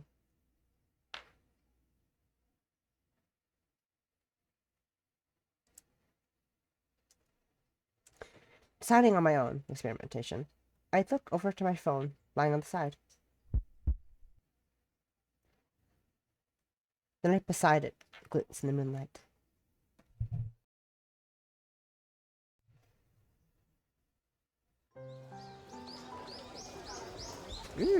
School! Never mind! That's a stroll along the gravel streets downtown. Downtown Sapporo. Common sounds of the period drifting in the air. Looking to Yasue beside me, he happily rolls her candy around in her mouth. After seeing how quickly she took chocolate, I made sure to bring a few assorted candies along with my direct visit. It lifts my spirits to see her so easily pleased. Printing presses clatter inside a building as we pass. Newspapers busily being inked for the coming day. Even here, people want to be in the know. We briefly stop to allow a rickshaw to pass before us. Spirited young man giving a brief nod before ferrying two gossiping women down the road. Yase patiently waits before continuing fairly, having no intention of hurrying herself. Or would she, when she has all the time in the world? If only I had that sort of time. I might be able to help her just a little more. I should be able to. ほのか、どうしたの？気もそぞろのようね。Something the matter, Honoka? You seem distracted. Oh, it's that ambient like a lot louder. I'm gonna turn ambient down. Okay, a little bit. I need also the sound effects basically.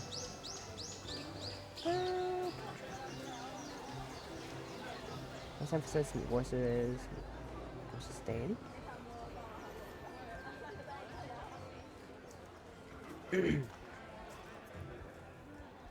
I don't want to raise her hopes without knowing for sure that I have a way to save her, so I quickly lurched towards other thing in my mind. なんだかすごく不思議。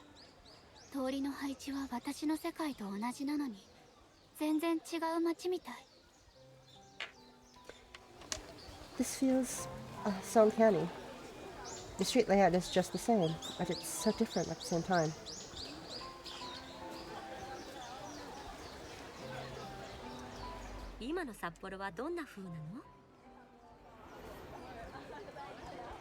What's the bar like now? What's the bar like now? まず、もっと人が多くてどこに行っても人の声や車があちこちで曲がる音が聞こえる。It's a lot more crowded for everyone. The air is filled with the sound of people and cars turning this way and that. 幹線道路には馬じゃなくて電気で動く路面電車が走ってる。それから線路があって電車がガタガタと音を立てて走ってる。Trains roll up and down the main road, powered by electricity rather than horses. Then there's the rail lines, with trains rattling in the distance. 木造の店は全部ガラス張りで、現代の西洋風のものばかり。朝から夜遅くまで営業してて、みんながみんな新しいものを買おうとしてる。この時代の遊郭は他の店に変わってるだろうけど、とにかく賑わってるよ。Wooden shop fronts are entirely glass now, a modern Western style, taking over. This happens day and night, and everyone consistently buying new things. The brothels of these times might have changed for shops, but they're no less busy. 街は事務所ばかり入ったコンクリートって素材の高い建物と、アスファルトっていう黒い素材で塗り固められた道路に覆われて、灰色一色でね。新年のお祝いの時期だけ木に電球を巻きつけて飾ってる。Thanks for hydrate, possum. Hi. And stretch. Thank you.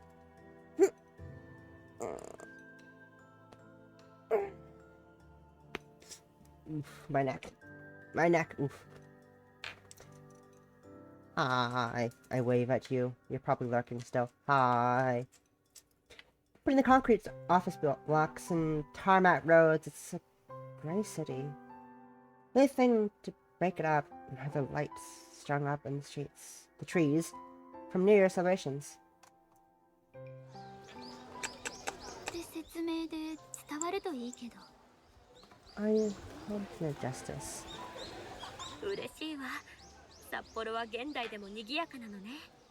でもガラス張りの建物だなんて想像もつかないわね。I'm glad your Sapporo is alive and well. It's hard to imagine buildings that will last, though. 今の建物はもっと高くて、確か一番高いビルで地上40階だったと思う。They're a lot higher than this, as well. The tallest building is 40 floors high from memory. 魔術師をすごいと言うけれど、時の流れとともにこんなに変わるものなのね。And they say mages are amazing. Things have surely progressed in all those years. 実は大学の司書さんに連れて行ってもらった店が、この前安江に連れて行ってもらった居酒屋だったの。I actually went to the same izakaya we visited here last few days ago. The librarian at school invited me with her. Her voice lights up. Her light-footed strides practically turn to prancing. つまり現代でも続いている店があるのね。嬉しいわ。この時代のものがどれだけ残っているのかずっと気になっていたの。Something has continued. I always worried about how much survived in my time. I guess we all want to leave some kind of mark, however small it might be, some sense of purpose beyond us. Yasue has her kabuki and love for Sapporo, but I wonder what truly is for me. A third party interrupts our conversation. My stomach growling. Yasue looks at me questioning, but I don't have any good answers for her. 夕飯をまだ食べてなくて。 I haven't had dinner, so... I mumble the words, feeling like a school child. Caught off by our teacher. Trying to research blood magic while also dealing with university hasn't been easy.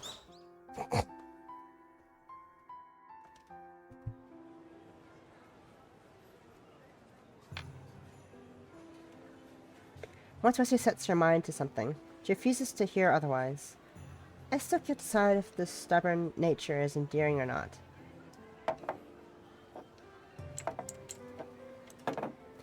Find myself pulled to her favorite place once more.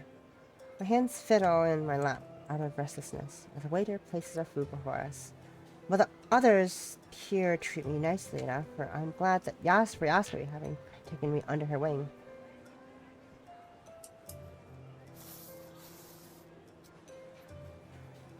Taking my chopsticks and beginning on the meal with a hearty bundle of noodles, I realize how ravenous I am.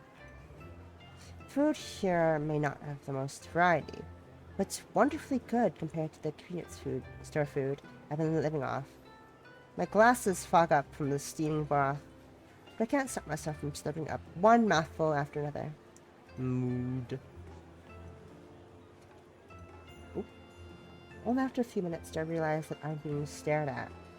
I gingerly glance upward towards Yasue, her expression of amusement throwing me off guard. I must have let my hunger show. ごめん、つい。 Sorry, I just... いいの。そのまま食べてちょうだい。気に入ってくれたのなら嬉しいわ。 Please keep going. I'm glad you enjoy it. それにしてもちゃんと食べてる？この世界に来るたびに食べ物に夢中になっているようだけれど。 I have to ask though, are you sure you're taking care of yourself? Every time you come here, you feast on anything put before you. もちろん食べてるよ。 Of course. Her expression only clouds further. I was never good at lying. Much less when I feel bad for doing so. 大学の課題や魔法の研究でいろいろおざなりになってることもあるけど、大丈夫。なんとかやってるから。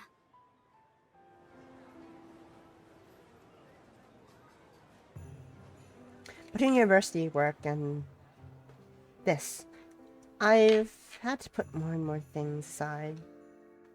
It's not really a problem. I'm doing fine. 自分のことを第一に考えてと言ったでしょ。この世界に来るだけでも大変なのよ。これ以上自分を追い込まないで。 I did tell you to put yourself first. Coming here already taxes you. The last thing I want is you hurting yourself any further.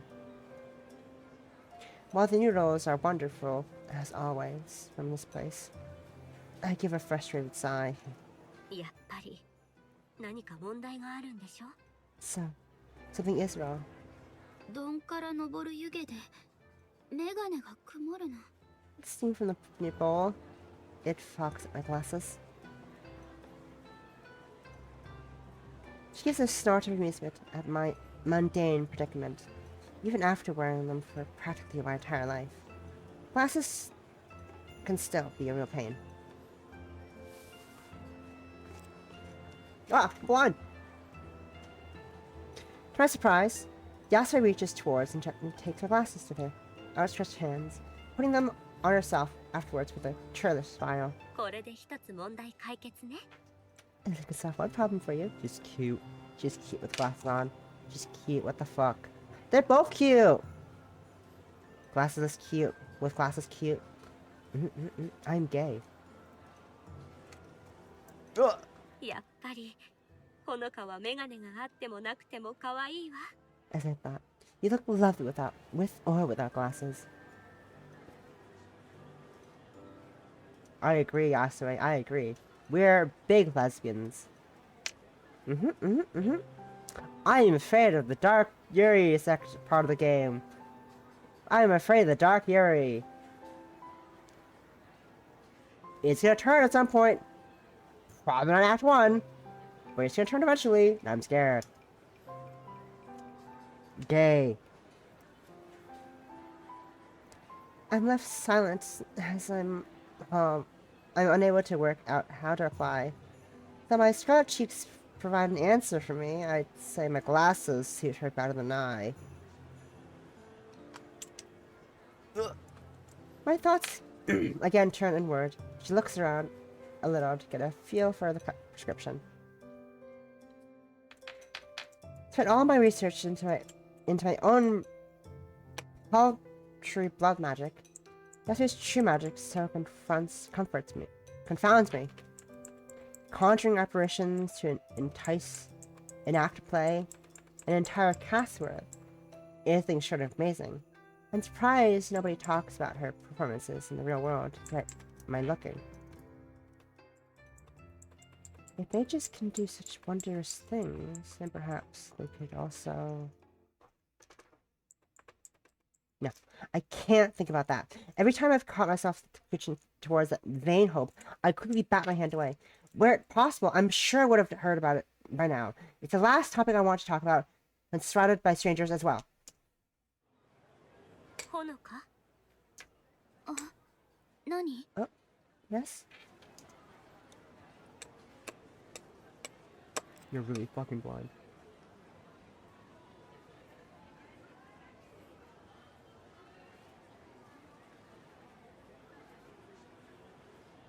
無理に心を開いてというつもりはないけれど、こうも足並みが揃わないと少し腹が立つわね。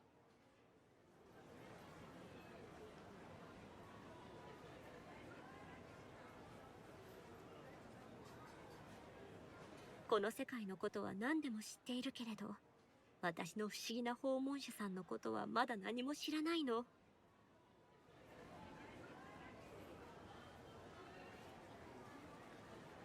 心配してるっていうより気になって仕方ないみたいだけど。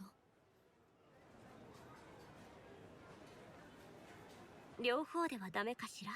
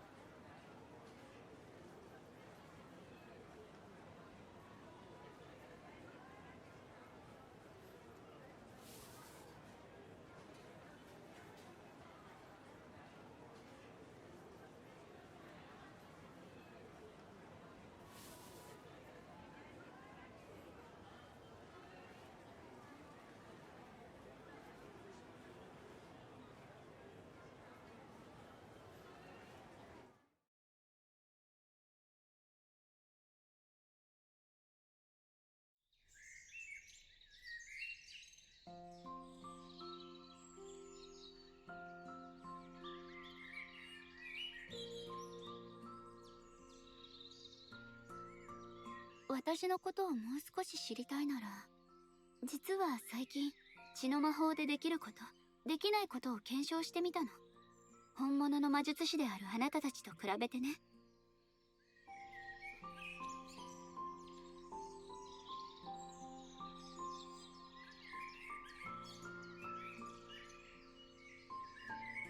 安江はいろんなものを具現化できるんでしょ。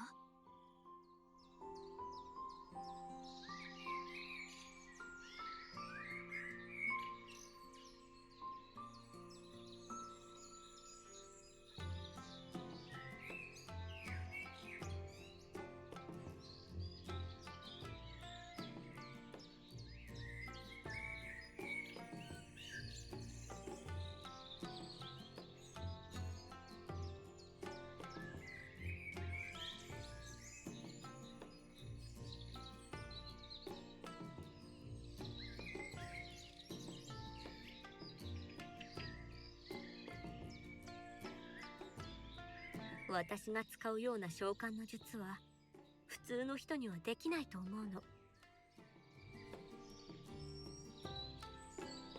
魔術は内側から発せられるものよ。つまり体内にあるものを元にした魔術を実現するのは簡単なの。だからほとんどの魔術師は自分の体のいろんな部位に少しずつ手を加えて、その結果長生きしているの。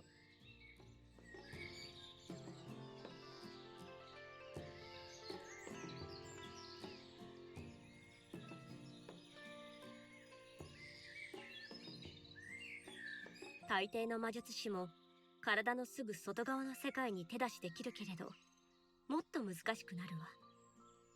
私たちは身を守るために一生を費やして一つの武器を作る鍛錬を積み、反射の域でその武器を具現化できるようにするの。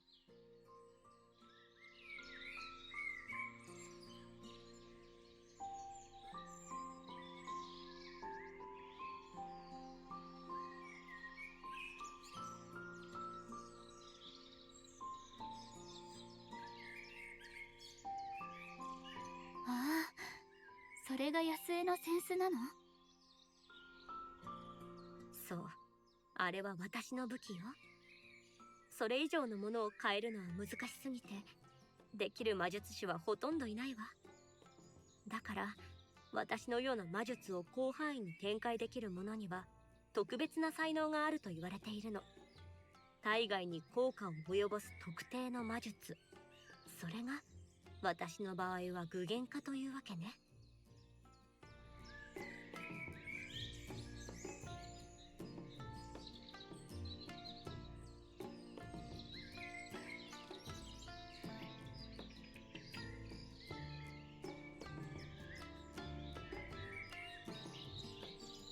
ほとんどの魔術師が武器を。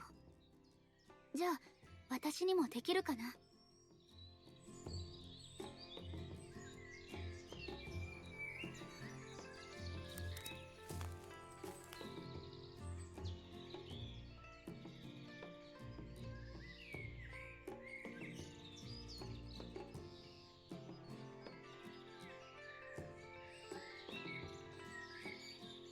やってみせましょうか。何か使えそうなものは。そうね、これがいいわ。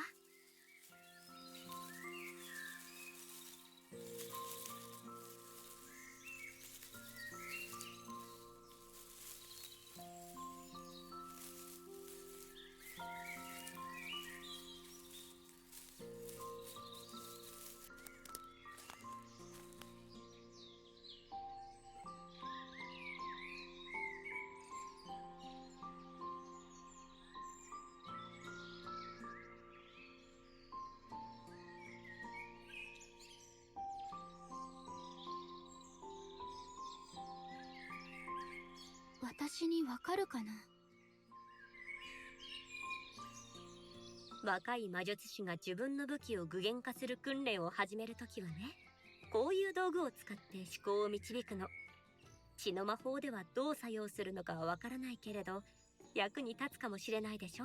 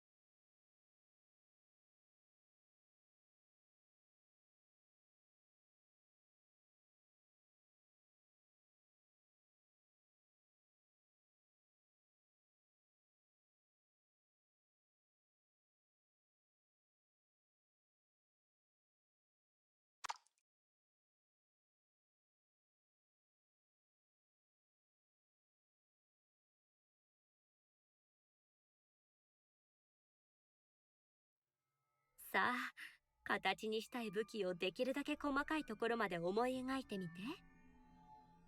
絵画のような平面ではダメよ。物体として想像するの。その棒があなたの思考を導いてくれるはずよ。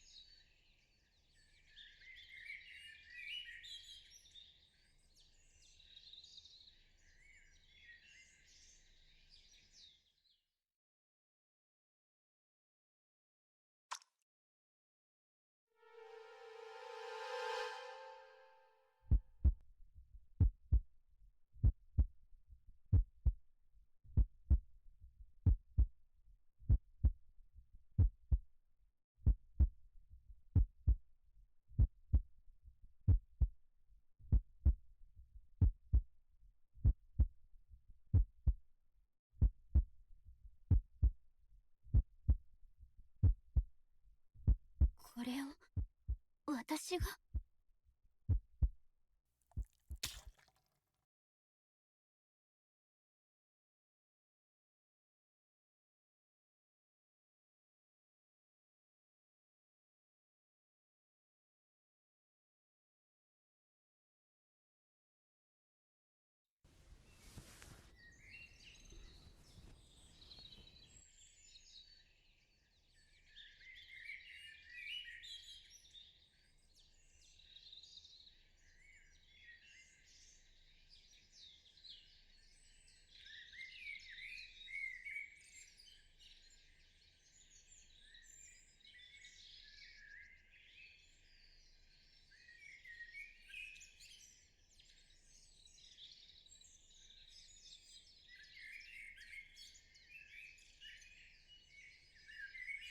あなたの技、二人でもっと練習しないといけないわね。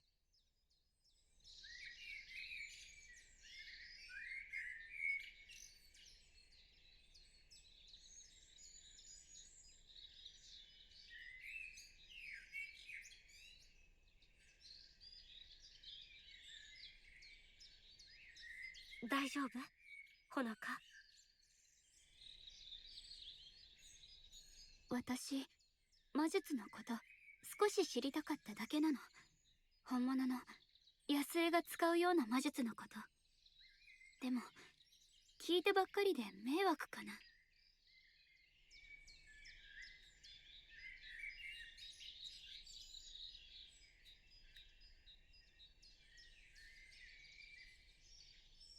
前にも言ったでしょ。好奇心を持つのはいいことよ。喜んで答えるわ。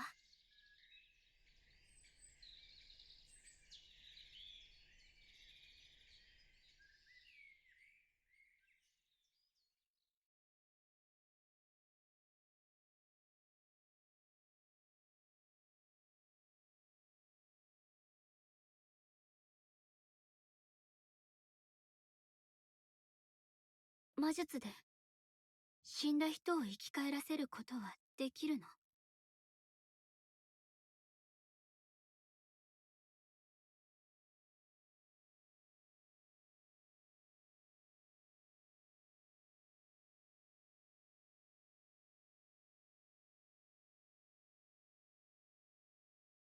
死んだ人を生き返らせた魔術師は今までに一人もいなかった。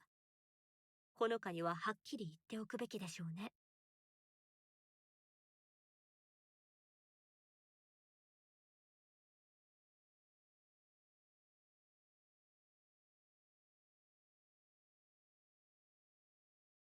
魂、アニマ、生命力。呼び方は様々だけれど、どれも肉体から独立して存在しているようなの。理論的には、精神を別の器に移すことは可能かもしれないけれど、実践した例はないわ。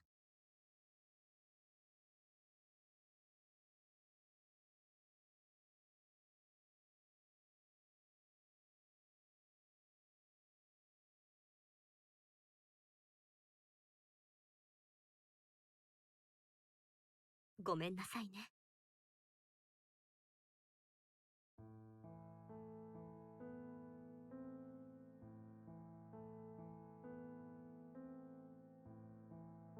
ご両親のことでしょ？知ってたんだ。ほのかは隠し事が得意じゃないもの。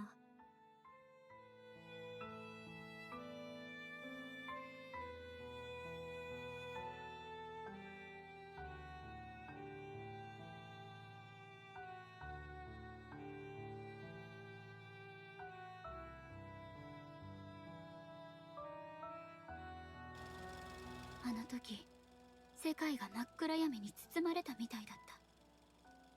一瞬にして私の世界は変わってしまった。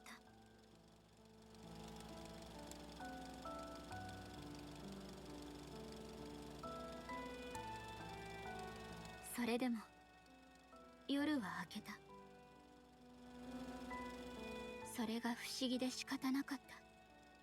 時間は流れ、大人は仕事に行き、子供は学校に通い、鳥はさえずり、電車は音を立てて走ってる。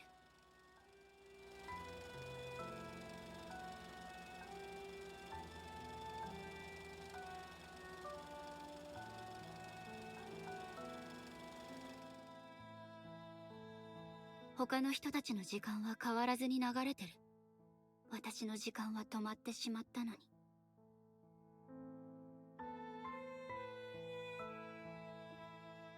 それからずっと現実感のない夢の中で生きてるみたい。母さんと父さんがいないのに世界は動き続けてるなんて間違ってる気がした。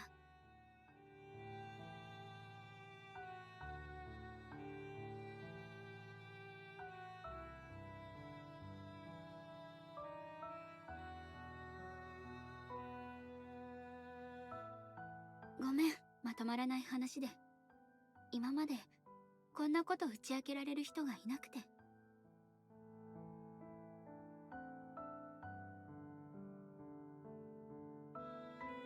そんな、話してくれて嬉しいわ。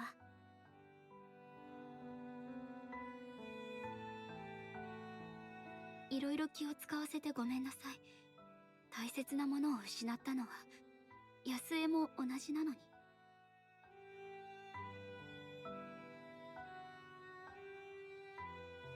失って成長できればいいけれど、なかなかそういうわけにはいかないわね。ダメね、私ったら。ほのかを元気づけてあげたくて連れ出したのに、いざとなれば何を言えばいいのかわからないなんて。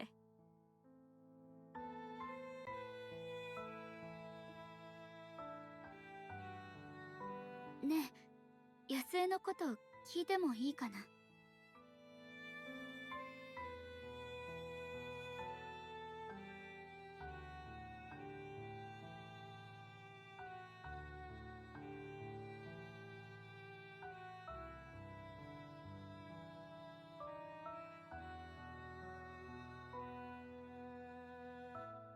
ある日突然、私の知っていた人が皆いなくなったの。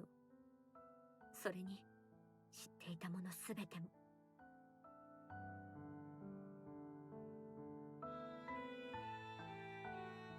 声が枯れるまで叫び、涙が出なくなるまで泣いたわ。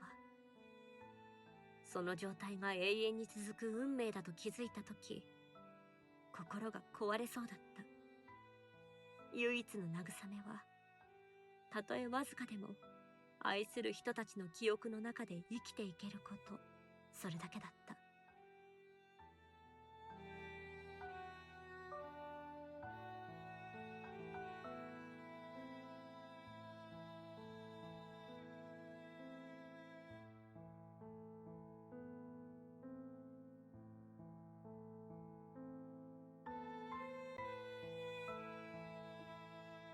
こんなこと言っても慰めにならないのは分かってる。でも他の人たちも囚われてるし、みんないい人みたいじゃない。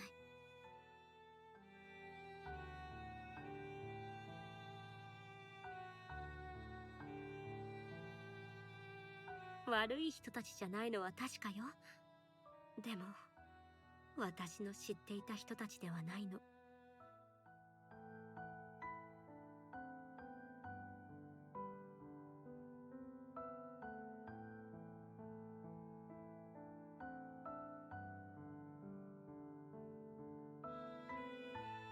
潮は引いてもまた満ちてくる。悲しみが消えるといいのだけれど、決して消えはしない。波が小さくなるだけ。ほのかはそろそろ息を吸うことを覚えた方がいいのかもしれないわね。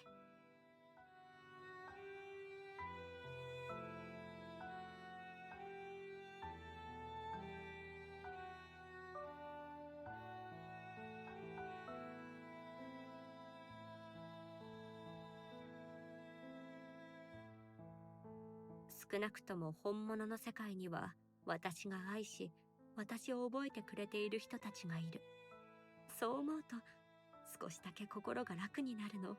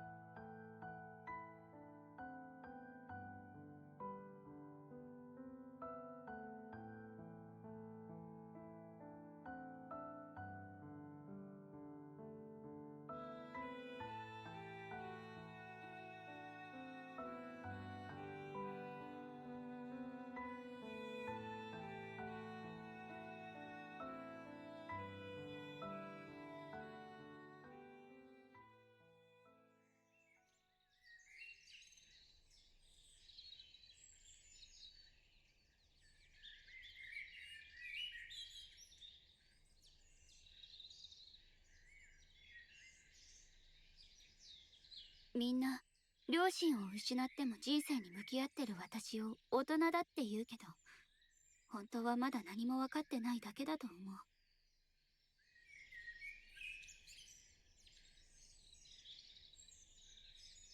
それが大人だということよ。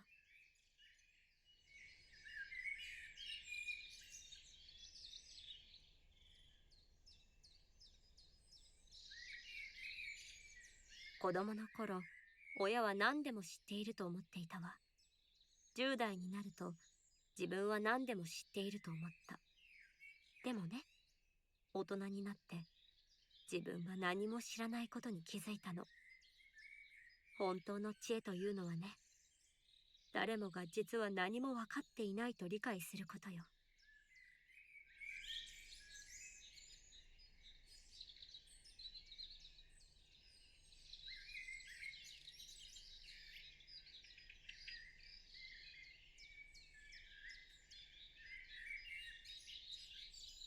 それ誰の言葉？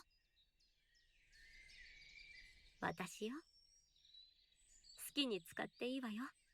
でも大学の論文には使えないかもしれないわね。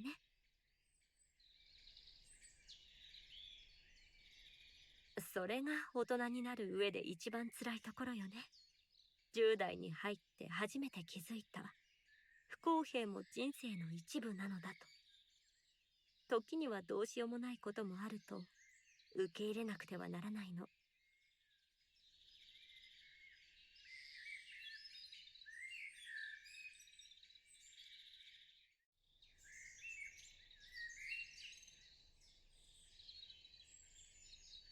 それでも挑むのは大事だと思う。ほのかのそういうところは好きよ。あなたには内に秘めた炎がある。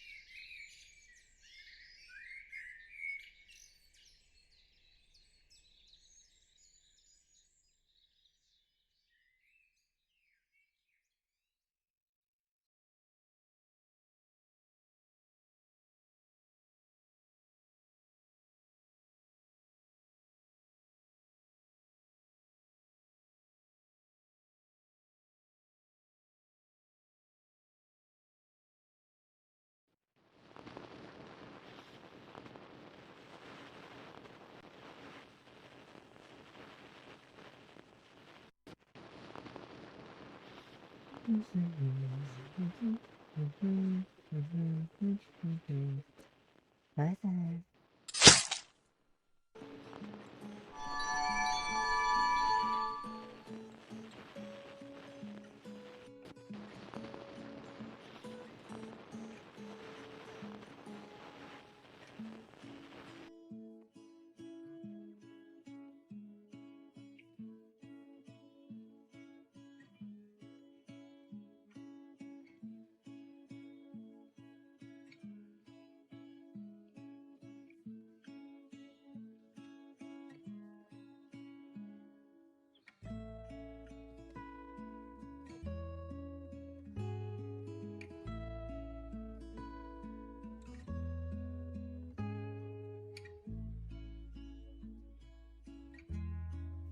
Why am I muted here?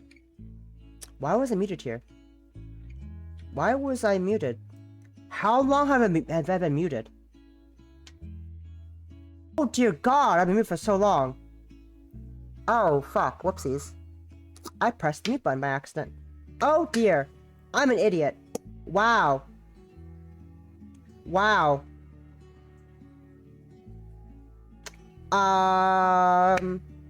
Whoopsies. I forgot minus on my thing. No, I forgot minus on my numpad. Is the mute mic button on OBS?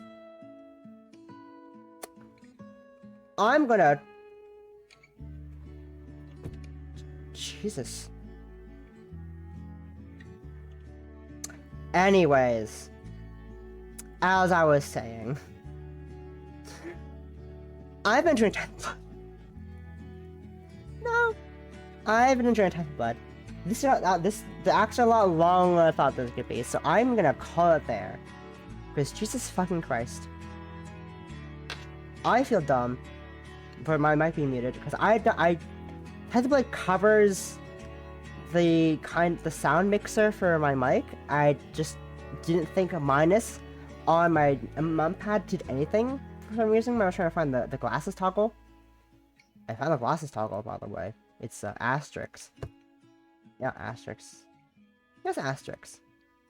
Anyways, I've been muted for as long as I have the glasses on. That's for sure. So for like at least one whole scene, the whole last scene we just watched with the izakaya is when we had Mez muted. So not too long. Good. Thankfully, it wasn't for that long, but still horrifying to think about. Anyways, as I was saying, I'm gonna go call it for the day. I'm enjoying Tithe In Blood. Next stream will be Thursday, 9 p.m. EST. Probably. Most likely. It will be Fire Emblem, because it's been a while since we've done that, and that's technically next on my schedule, I think, in theory. I don't know. I make my own schedule. That's fine. But we're gonna do some Fire Emblem. Might be tired. Might be a bit of sleep tired Fire Emblem. But on Friday, I think 3 p.m. EST is when I want to do my off-card recap. So I'm gonna have to compile a bunch of things for that. I'm excited for that. But that is it for today. We're gonna go say hi to, I think let's see who's live. We have my usual target live. Let's go say hi to Yuri, who I got to meet at Offkai. The lovely pink-haired cat girl. She is a lovely, lovely, adorable lady, and she also has pink hair in real life. Which I already knew that. I already knew that she had pink hair in real life. But I'm gonna go. I'll call it today. Have a nice shower, have some dinner. Have a little extra dinner, whatever. I'm gonna go. Next stream again, Thursday. Thursday with blueprints. If you want to don't blueprint one of those, get out of here. But yeah, I'm enjoying Tithe In Blood. Except for more of it next week. For more Sapphic Sunday next week for more Tithe In Blood. And yeah. Hope to see you guys then. Until next time.